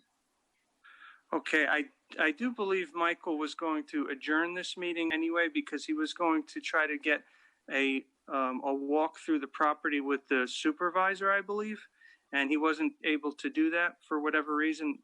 Busy schedule, I'm not sure. So I'm coming on here thinking he's going to be here, or thinking that he's not here. Maybe he's gotten it adjourned already. So this is a surprise to me. So at this point, would you like to adjourn till next month? If that's possible, because I think that's what he was looking to do, because he wanted to do that walkthrough. But I don't know what the weather or something maybe happened with why he's not here. So here, here's where we're at. I mean, since you seem at this moment in time, after these many months, to be making some, what I would consider a good faith effort to do your application, we can keep it on the agenda for one more month, but then you would have to redo your mailings because those have to be done at certain dates that Gordon talked about in the beginning of the meeting. So we're aware of the mailings at this point. If he can document that it was within the time frame for this time period, I think that would still be acceptable, would it not, to be able to open the meeting? Well, I'd like to do it right now if we get them emailed, but if not, I don't know if we can say, we know the mailings are out there, let's open it and adjourn it. Anybody else have any thoughts? I'd say, why don't we adjourn? He doesn't have representation at this point. He may want to adjourn it for that reason. Yeah, I'm just saving the aggravation of redoing the mailings, I guess, but I guess it doesn't matter one way or the other. Like I just said, if he documents, he's here on video now. It's a matter of confirming that the dates are accurate. If that information is accurate and we're adjourned to the next meeting, we've addressed it. We just have to just verify it, and it should be done. It's not like he hasn't complied. He'll be able to document that next meeting. If the dates aren't right, then he's knows where he stands. So what you're saying, Bob, is that we can open the meeting if we can establish that the mailings were done within the time frame, and then adjourn the meeting after we open it. Okay. Is that what I mean? I think that's basically what we're talking about. If he can't establish if we can't verify the dates now, verify the mailings at this meeting, but he can do so at the next meeting, then we should still be good. He hasn't missed the mailing dates. But you have to make sure the mailings were sent to the right people. Well, we can verify that, and if that's not the case, then he'd have to do it again. Yes, I could email those now. I should be able to email those to Kira right now. All right. Why don't you just go on to another item so that she can take care of that? So we'll do that, and then we'll come back. Basically our game plan would just be to open the hearing and immediately adjourn it to next month, but it just saves you a little bit of aggravation if we do it that way. Great. I'll do that. Thank you. I appreciate it. Yep. Okay. All right, so I'm going to pick it back up again with the FARV application. Anybody here on that? FARV application for special use permit for renewal of accessory apartment at 1420 Troutbrook Drive. The mailings and sign application are complete. There's a memo from the building department dated December 9th that they're in compliance and no objections. Anybody in the meeting have any comments or questions? Anyone from the audience or board members? On the application, it says Troutbrook Street as opposed to Troutbrook Drive. I don't know if that means anything. Well, they go by section, lot, and block too, so. All right. The agenda says drive. The agenda survey says says drive, street. but the application says street. The survey says street. And it says street on several, line 3, line We'll 5. We'll make it street. If anybody has a problem with that, if the applicant has a problem with street, they could ask to amend it to be drive. Fair enough. Okay, I move that we grant the application for a period of 3 years. Do I have a second? Second. All in favor? Aye. Okay, we have Grote or Grody. Anybody here on that? Yes. Okay, so it's application for proposed addition, the front yard setback of 25.76 feet, a minimum of 40, and a combined side yard setback of 37.31 feet, for a minimum of 40. Is required in building coverage of 21.90%, where a maximum of 20% is allowed. This is at 3414 North Shelley Street. Good evening. Good evening, Gordon. How are you? Good. You want to run us through it? Sure. How do I share the screen? I have a PDF and a and a little bit of a PowerPoint thing here. Wish I could tell you. Should be at the bottom of the At screen, the Dave. bottom, the green button. Oh, I got you. There it is. Okay, let's see what we have. Wrote.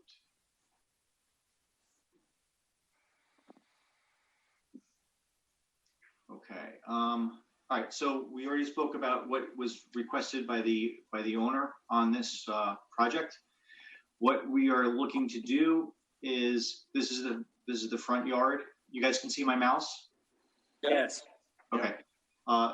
Front yard is North Shelley Street, the existing one-story house. We are adding a two-story garage to the right side of the house with a one-story portion in the back.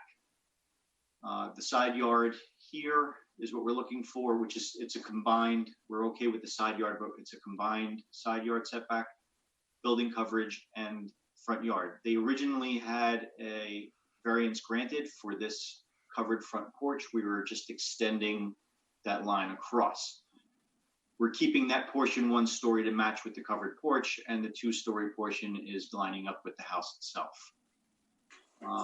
Front elevation is the two-car garage with it's basically an open space above for them to have a little workout room, or he is in a band and they kind of get together sometimes for that. So the existing house, you have a chimney in front, doors, windows, and the addition is coming off to the right side. The rear elevation is, here's the two-story portion and the one-story portion in the back. Existing house, side elevation, garage, one-story portion in front of the garage, two-story addition, one-story addition portion in the back. What we're looking at for the floor plans is North Shelley Street's at the bottom of the drawing. You have your two-car garage here, a storage room area or a bedroom, whatever they plan on doing with that. Master bedroom suite is the one-story portion in the back. There's a master bath, mudroom area, mechanical room, existing house. Second floor is, like I said, just an open space. They have a workout room and a play area sort of set up there. So it's some, like a bonus space. That's the gist of the addition. The neighbor's house to the right-hand side is actually kind of upslope a little bit. So the impact of a two-story, it's not level with the house next door. So the two-story addition is not kind of imposing upon the neighbor's house in terms of height. That's why we selected to go to the right side. The left side didn't offer us much room to put what we needed to do. So that's the gist of the addition. I have a PDF of the drawings that we submitted if you wanted to see that on the screen. If they're handy. I'm sorry? If you have them handy. Sure. Let's see, how do we do this? Stop share.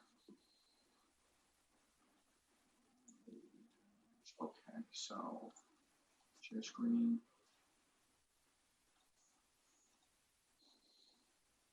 Okay, you see the drawings?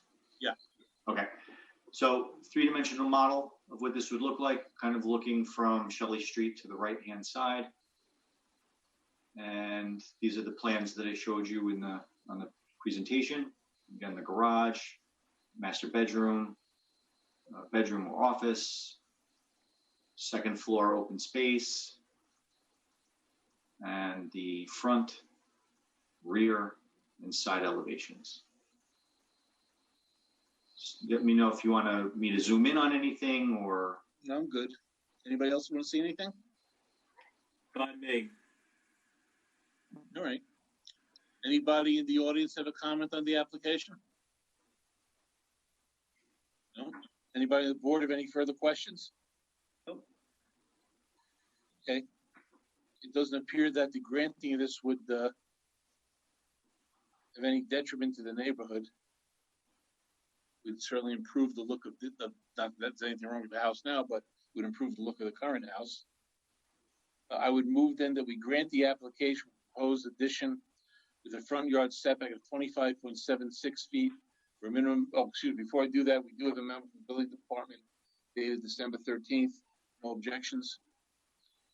So application for proposed addition with a front yard setback of 25.76 feet for a minimum of 40 feet is required. A combined side yard setback of 37.31 feet, minimum of 40 is required, and the building coverage of 21.90%, where maximum 20% is allowed at 3414 North Shelley Street.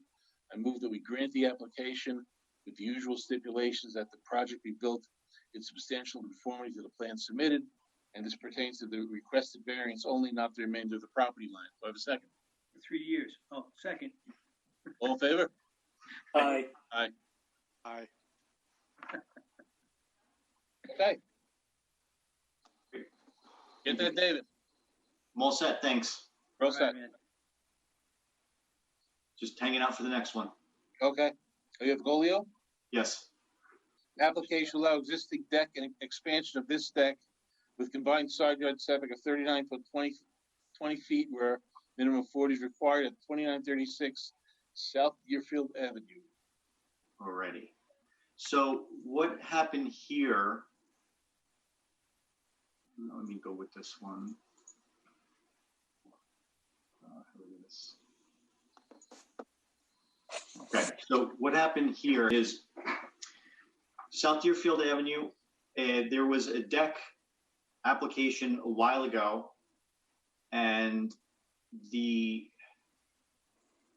owner had extended the deck with a pool along the line of the existing deck. So there's an existing deck here. This is the proposed deck. And what happened was they replaced the railing and the decking.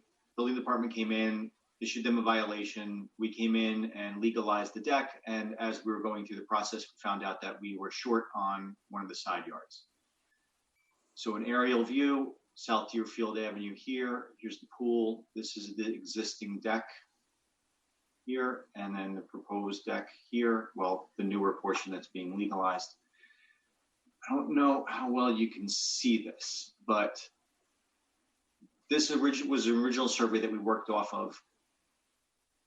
Where's the site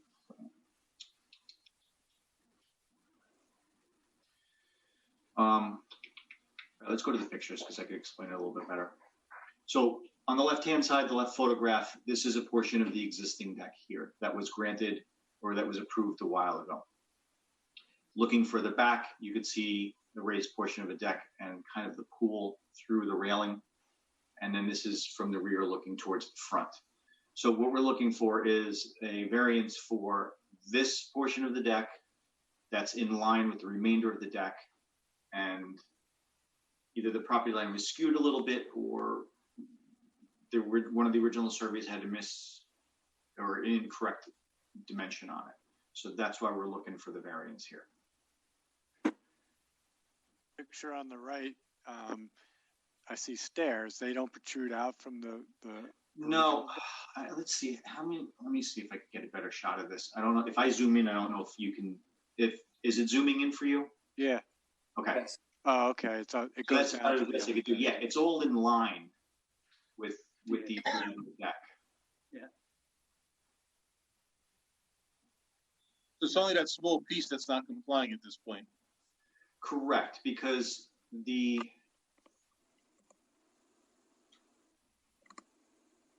it's tough to read the number here, but we're just under 20 feet to this corner. And that's kind of where we're having an issue here. So the original deck does still comply, or it grew? It's still in compliance. Let me see what I have here on the I want to share screen and come to so we can see this a little better. Here it is. Where's the zone?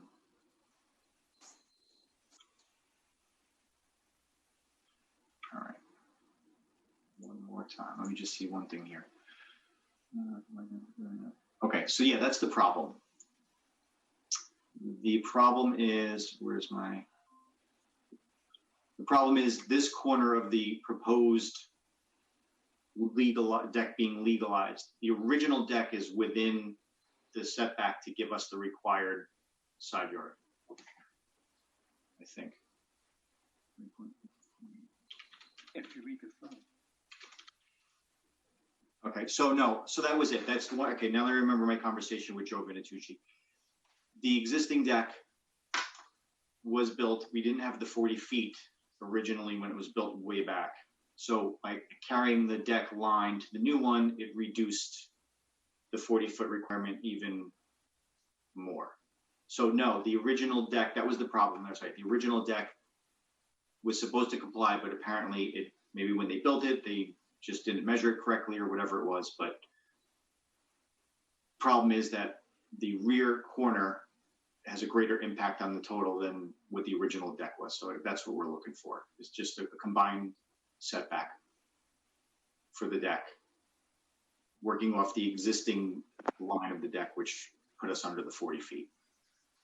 I guess the only thing that I'm worried about for you and the applicant is you probably really do have a straight line there. It's 19.9 instead of 20. So we should legalize, you know, the whole deck to 19.9 rather than, because what you're saying, maybe it's at a slight angle. I don't know. If it's not at a slight angle. Actually, the only issue is combined yard. Oh, okay. That's setback from the property line on the deck. So then it doesn't matter. And maybe this is incorrect. Maybe that's 20.4 instead of 19.89. Does it make a difference? Maybe we could use some sandpaper on this project and make it comply. Buff it out.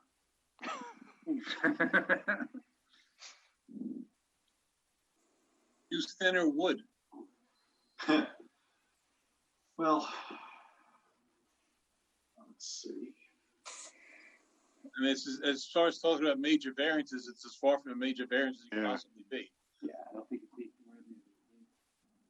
Is there anybody out there? Anybody in the audience, any comment on the application?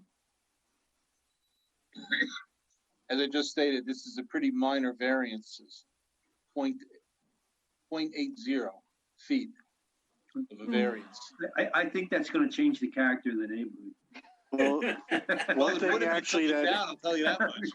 One thing, it is kind of an impact on the cell phone tower we're looking to put in the backyard. In looking though at this plan, so 19.89 and 18.8 is actually 38.2, not 39.2. So we. Well, yeah, it's 38. I just ran the number, and it's 38.69 feet. 38.69, not 39.2. I'll change it to 38.69. I can live with the difference. Why don't you change it to 39.6? My father would say a blind man pay $1 million to see the difference.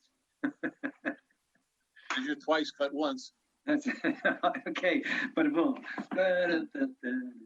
All right, I move that we grant the application on existing deck and expansion of this deck with a combined side yard setback of 38.69 feet, minimum of 40 feet is required at 2936 South Deerfield Avenue.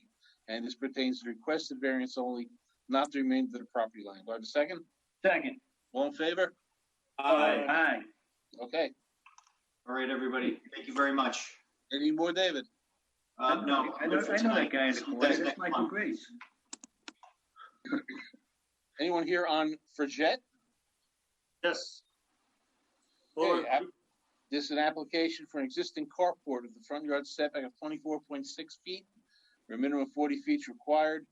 Side yard setback of 1.85 feet, minimum of 15 feet is required. And a combined side yard setback of 25.35 feet, where minimum of 40 is required. An existing deck in the rear yard has a side yard setback of 8.4 feet, minimum of 10 is required. This is at 3281 Elk Court. Good evening. Good evening. Want to give us your record since we all know you, but we need to know anyway. Yeah, Joseph Rena, Principal Site Design Consultants. Hello, everybody. It's nice to see everyone. Robin, can I share? Yes, you can. Okay.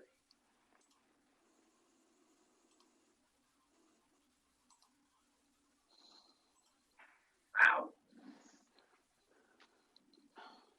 So the application is for Chris Frigette at 3281 Court in Yorktown Heights. The property is zoned R120. The size of the property is, I lost it, 37,508 square feet. So it's well above the minimum 20,000 square feet. The property owners lived in the house since March of 1998, so 22 and a half years. And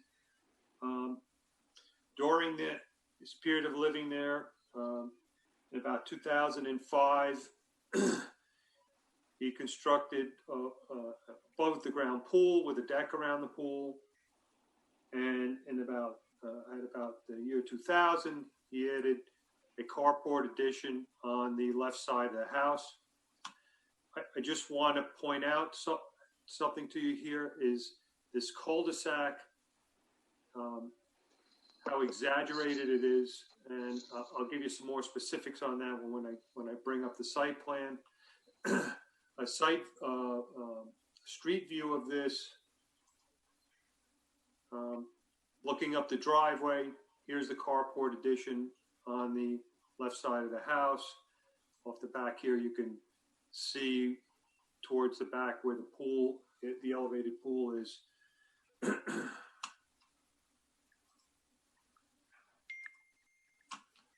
So the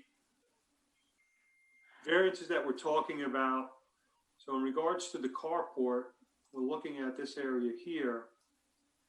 And here's where I want to point out the cul-de-sac.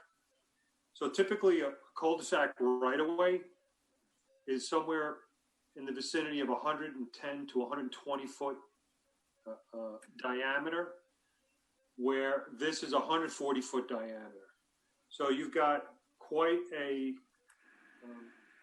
intrusion into what would have been frontage or additional front yard for this property.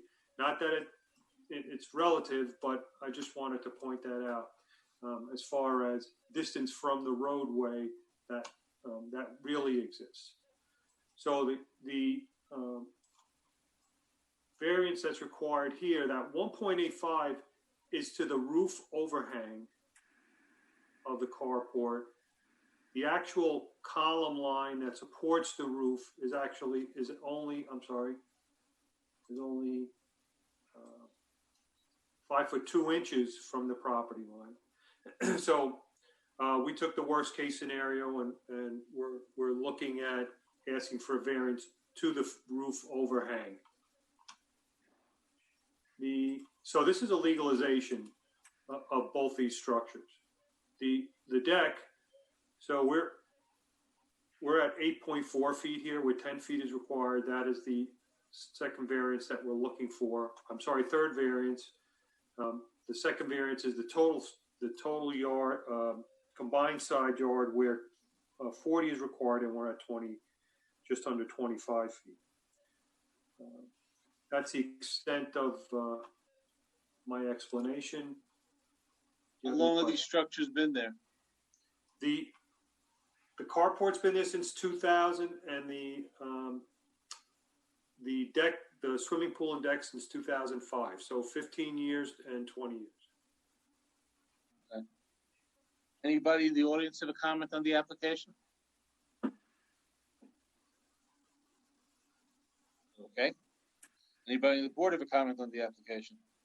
When the pool outlives its useful life, which is like what, 30 years, or the next tenant comes in, or next person comes in and wants to buy the house, and that pool is removed, and that deck is removed, would that everything have to fall into compliance with that? Say we were to say, okay, we'll go along with the setbacks that they're looking for.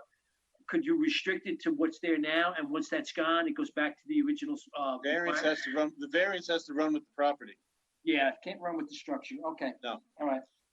You know, we ran into that question a lot with sheds, because we used to say way back when we used to say when the useful life of the shed is gone, the shed's removed, it has to be brought into compliance.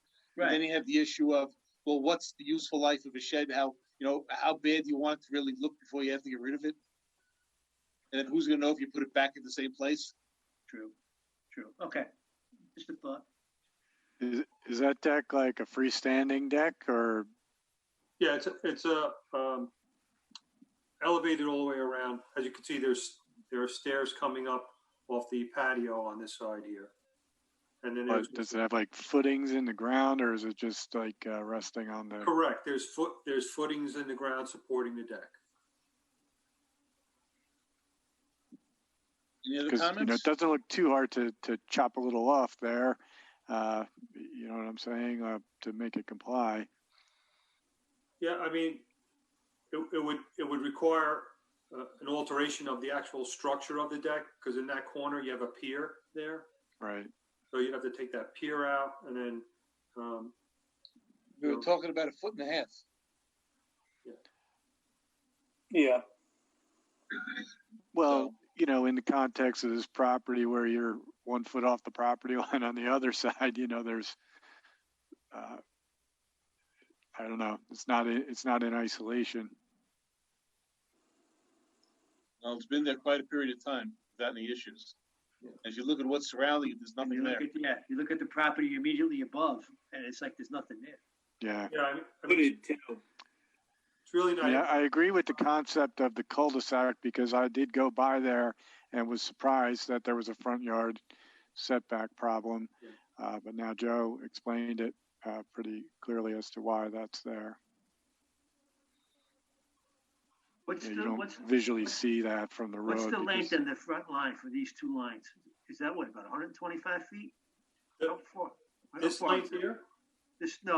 At the end of the driveway, at the cul-de-sac, between the property lines. If you were to draw a straight line, from here, the lot is very narrow in the front of the property. So you mean from here to here? Yeah, left to right.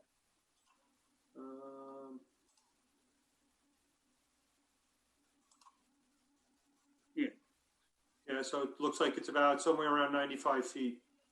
And normally the requirement would be for what? You have to have 150 feet? You have to have 100 feet in R120. 100 feet, right? Yeah. No, if he had actually had the 100 feet, there'd be no issue here.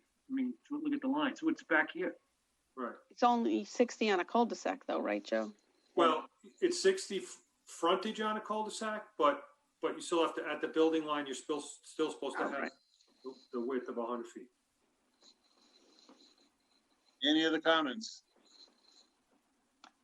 Okay, then I would move that the application existing carport with a front yard setback of 24.6 feet, a minimum of 40 is required, a side yard setback of 1.85 feet, a minimum of 15 is required, and a combined side yard setback of 23.35 feet, a minimum of 40 is required. An existing deck in the rear yard has a side yard setback of 8.4 feet, minimum of 10 is required. At 3281 Elk Court, be granted with the usual stipulation. This pertains to the requested variance only, not the remainder of the property line. Do I have a second? Second. All in favor? Aye. Okay. Joe, do you have the next one also? Yes, I'm on the next case also. Thank you. Okay, the Galvin application, I'll let John take this over too because I'm recused on that one as well. Uh-oh. Okay, I'm going to try to open the file here, but I'm going to reshare my screen.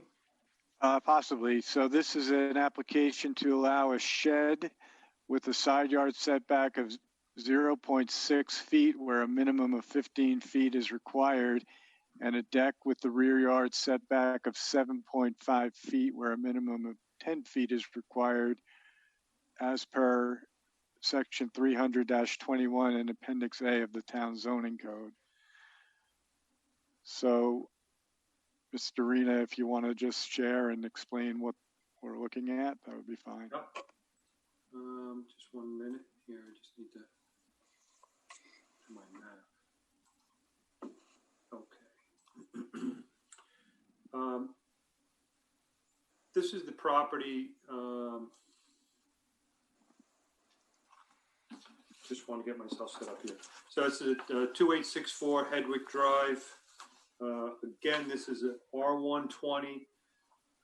It's zoned R120. However, it's not relevant, but I would dispute the location of the of the line here because everything across the street on and around it are R110, and this is the R120 line goes around this property. I think this should have been included in it because of the size of the site of these two sites. So they were meant to be in the R110 and not the R120, but that's just an aside. So the zone is R120. Property is 14,323 square feet, and the application is for a variance for the deck and for the shed on the right side of the house. So as you can see in this photo, aerial photo, there's a pool here, and what happened was a tree fell and took the pool out. So to fill this void, the property owner had the deck expanded into this area to cover this area. The deck is this is the original deck here, and this is the area to which it was expanded. And then I'll bring up the site plan. Then we have the shed here, which we're looking for a variance from that shed. And you'll notice in this photo there is a solid PVC fence, which is between the two properties, and the adjacent property owner has a shed right up against that fence adjacent to this shed. So is the deck, are we legalizing something that's there now? Yeah, so this is another legalization, correct. So if in this picture, can you zoom out a little just so we can see the property behind, like. Yeah. So you can see there's quite a distance here. Right, it's still Hedwig, it bends around, but yeah, I mean, where the deck is kind of not too close to the next, the neighbor's house in the back there. Yeah, it's about 75 feet, it looks like, to the corner of the neighbor's house. How long has that deck been there? The one that they just, when the tree hit the pool, has it been there a number of years? The original deck goes, I was looking back at some of the archive aerial photos, and the original deck goes back to before 2000, because they start to get fuzzy before that. And let me see if I could pull that up.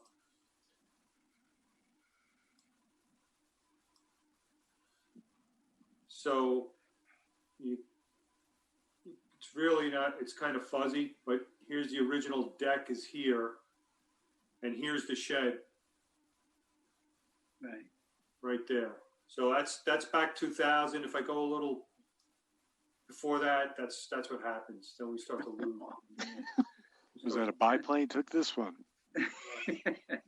Crop dusting. Rocky the Flying Squirrel. So let me go to the site, to the plan now. So this is the original deck here. Actually, I'm sorry, this is the original deck here. The pool was in here. When the pool was taken out, he just had a contractor come in and build a nice deck for him there. And taking a look at the site plan, you could see we're 8 feet 2 inches here and 7 foot 6 inches here. No issue on this side of the property. The deck is 0.6 feet off the property line, and it's a foot at this point here. Again, this is where that fence was between the house and the neighbor. To give you, just get this, give you some. I mean, this deck is built like a fortress, but you want to be on it when the flood comes. Yeah, telling you. So you could start to see where the new portion of deck filled in. It's stepped down from the main part of the deck. So the pool would have been sitting in here. So roughly how high off the ground is that deck? Let me see if there's a. I think doesn't look that's too the high closest. in that picture. Yeah. So there you go. So it's two steps off the ground. Yeah. So it's probably 16 inches or so off the ground. So, I mean, Yeah, so let me ask if there's anyone in the audience that has any comments about this application.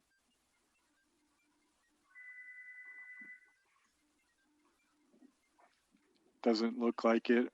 There is a memo from the building department, which I will try to find and read real quick.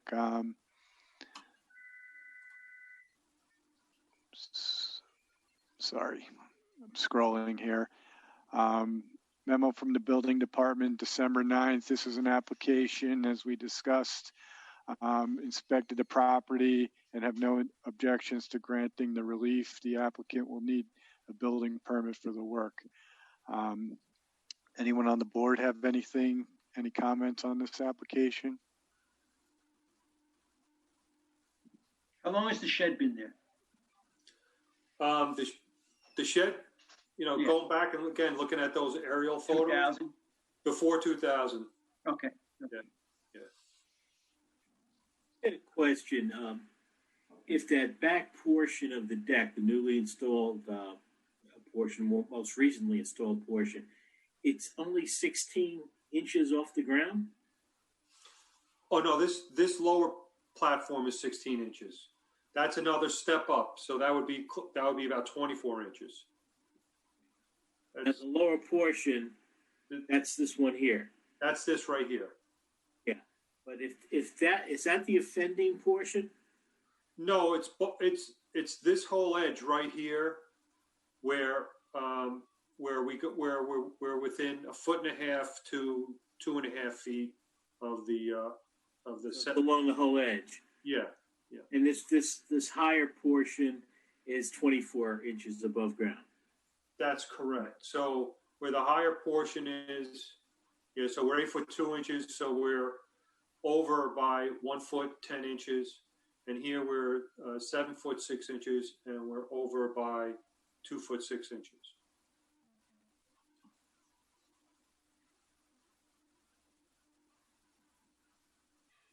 So I guess when I look at it and just all the different things that we discussed, how far away it is from kind of the abutting neighbor to the back there, because that next house is actually like sideways, and the fact that it's only 16 to 24 inches off the ground, I personally don't have a lot of concerns with the deck. Anyone else have any concerns with that?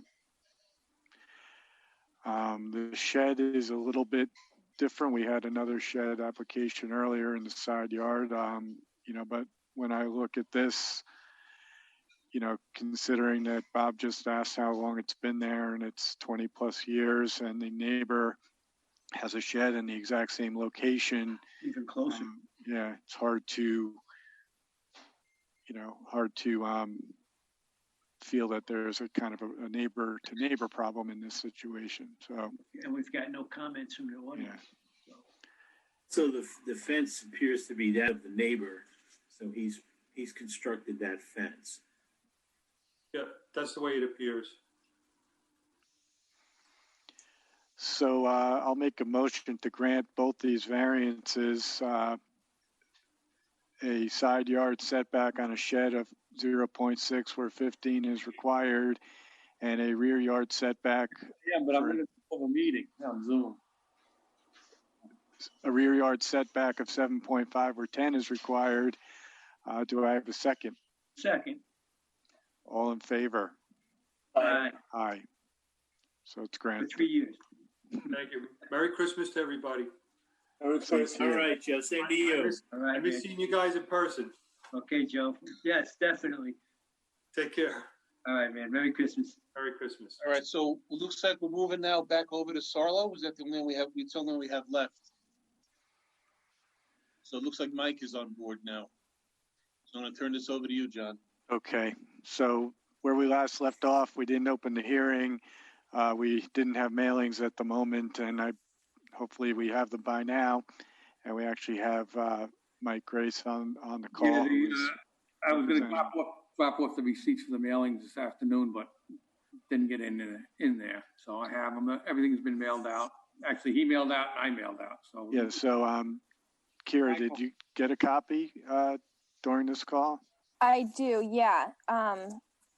Robin, if you want, if I can share, I can show you what I received.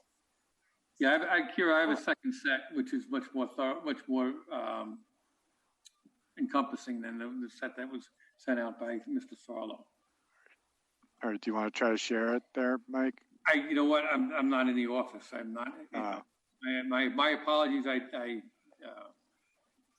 terribly unprepared for this one at this point. And so we just don't know if we can open the hearing without receipts for the mailing. So you know what? The last time I could that'd be fine with me. I mean, we sent them all out. We met in front of the town board regarding this application. We were going to get a site visit with Matt Slater, the supervisor, but we have not been able to schedule that because we wanted to get their support on this one.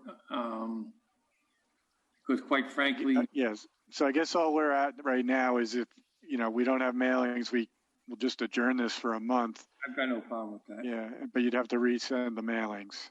All right. Kira, can you hear me? Yes. Hi, Kira. Did you get the receipts as well? I did, yes, I got those. But it's looking like that we're gonna adjourn it anyway, so. Sure, yeah, absolutely. But I just want to make sure you got the receipts, so the proof of mailing that they did go out, that you guys have it, and then maybe we don't have to make mailers again. Is that I guess we could do something a little odd to say, if we can open it pending a review of these mailings. If they're in order, then the hearing's open and adjourned, and if they're not, then you got to do it for next month, and we'll open it and start the hearing. They're all done. I went over what Anthony sent out. We actually went further than that because we went diagonally across. And I have all the receipts. I just didn't get them. I was going to get them over there today, but with the storm and everything else. All right. So to the board, are you comfortable that I just open the hearing pending the receipts of the mailings, and then since we don't have them, I would suggest that we open the hearing, and we're not going to obviously take any testimony right now, and I guess the game plan is to adjourn it. The only thing that I'd like to do is just clarify in my own mind what this application is. It's a difficult one because it's looking for outdoor storage in an R district, and so it doesn't fit into the special use permit for outdoor storage, which I think is restricted to C3. I guess what I'm saying, Michael, is that we're looking at a use variance here. Yeah. And you understand how difficult that's going to be. I understand how high the bar is, right? And we actually tried to had a discussion with the town board. They didn't seem too adverse to taking a hard look at it, even in regards to possibly rezoning it. I think the big issue is what DEP comes back with in their comment. Because quite frankly, at the end of the day, the town board is probably going to be the board where you're going to really, or should be, as opposed to the zoning board. But I agree with you. We'll continue. So, given what was just stated, that the application anyway is a special permit, that's probably not even a valid application per se. Why bother opening the hearing, to request a special permit, since you'd have to amend it to be a use variance, even if you're ever in front of us anyway? Well, I think it's one of these things that quite frankly, it doesn't fit. It's not. It's a use variance in the sense that the R district wouldn't necessarily. Yeah, no. But I'm just saying that the application is a special permit. we don't really think it's going to be a now and special adjourn to permit. next So month. You can always withdraw it if you, after your meeting with the town board, you can always withdraw it and go before then. I mean, I think the idea is it's just to, with Anthony's trying to see what he can do with it.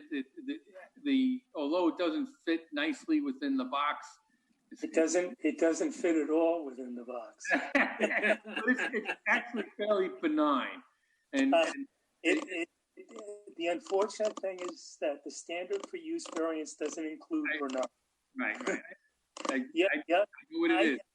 I just want to be, a little bit honest about this one and say that it's going to be very difficult to even present.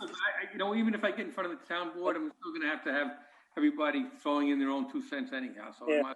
And like I said, the town board is very much the place you want to be right now. I know the planning board didn't. Yeah. No, there were a couple of memos that obviously have come in that you may have seen that we have that, we're not going to make part of the record right now, but I just want to, understand what the application is and have everybody else understand that this is going to be something that's difficult for you to.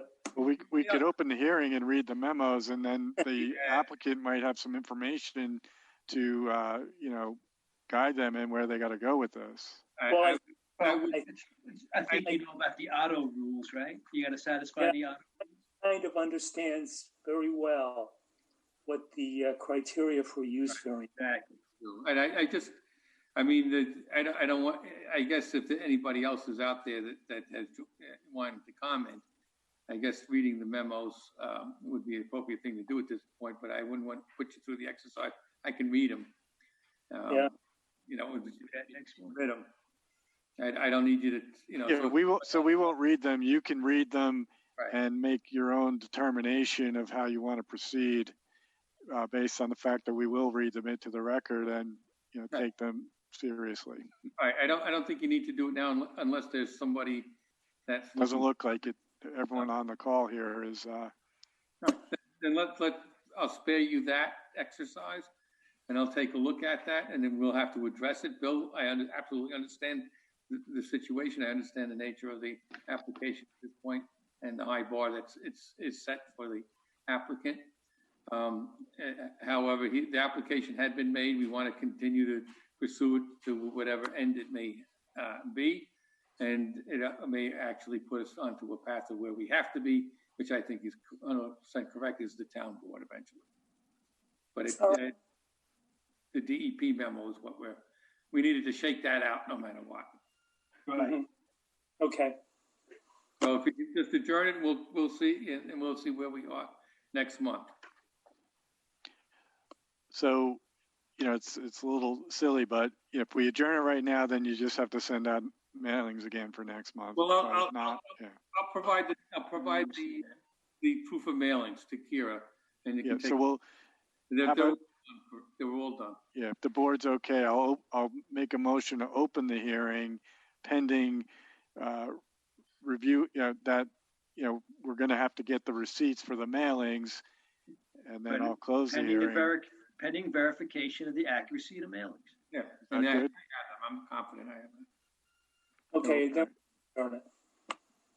So do I have before you're done for tonight, right? But there was 3 other ones that I had on the added agenda. We referred those out. We just referred those out, right? Yeah. Yes. And you're going to need more information on them anyhow. And but I figured I'd just start to get them started. And I'll provide that because even with the referral apps, they're going to need more information. All right. Okay, so let me do this in a semi-proper way. That the application here is Sarlo. It's an application requesting a special use permit for having a contractor's yard and parking commercial vehicles. We've reviewed all the submissions as far as the mailings, the sign affidavit, the pictures. We were told that due to the snow, the mailings are out. The receipts are in the possession of the applicant, but they haven't made it to the board yet. So on that assertion, we'll open the hearing for tonight. And we will review in the next meeting whether those mailings are accurate. If they're not, we're going to have to renotice, but applicant's aware of that. So do I have a second on opening the hearing? Second. All in favor? Aye. Aye. So based on everything that was kind of discussed before we opened the hearing, I'll make another motion to adjourn the hearing till next month. So pretty straightforward here. We'll take a second on adjourning the hearing till next month. Second. All in favor? Aye. Aye. Hey, we finally get to where we have to be. Yeah, much ado. Yes, and enjoy you guys. Merry Christmas, everybody. Enjoy. Same to you, Michael. Same to you. Thanks. Happy holidays. Thank you. We'll all get out sooner or later, right? Be good, everyone. Enjoy. All right. Thank you. Take care. Thank you. Good night. Thank you. So I believe Thanks. that concludes our agenda for the evening. Let's go through it one more time just to make sure. Yes, it does. So I move that we adjourn the meeting to January. Do I have a second? Second. All in favor? Aye. Have a good holiday, everybody, and happy zoning. All right.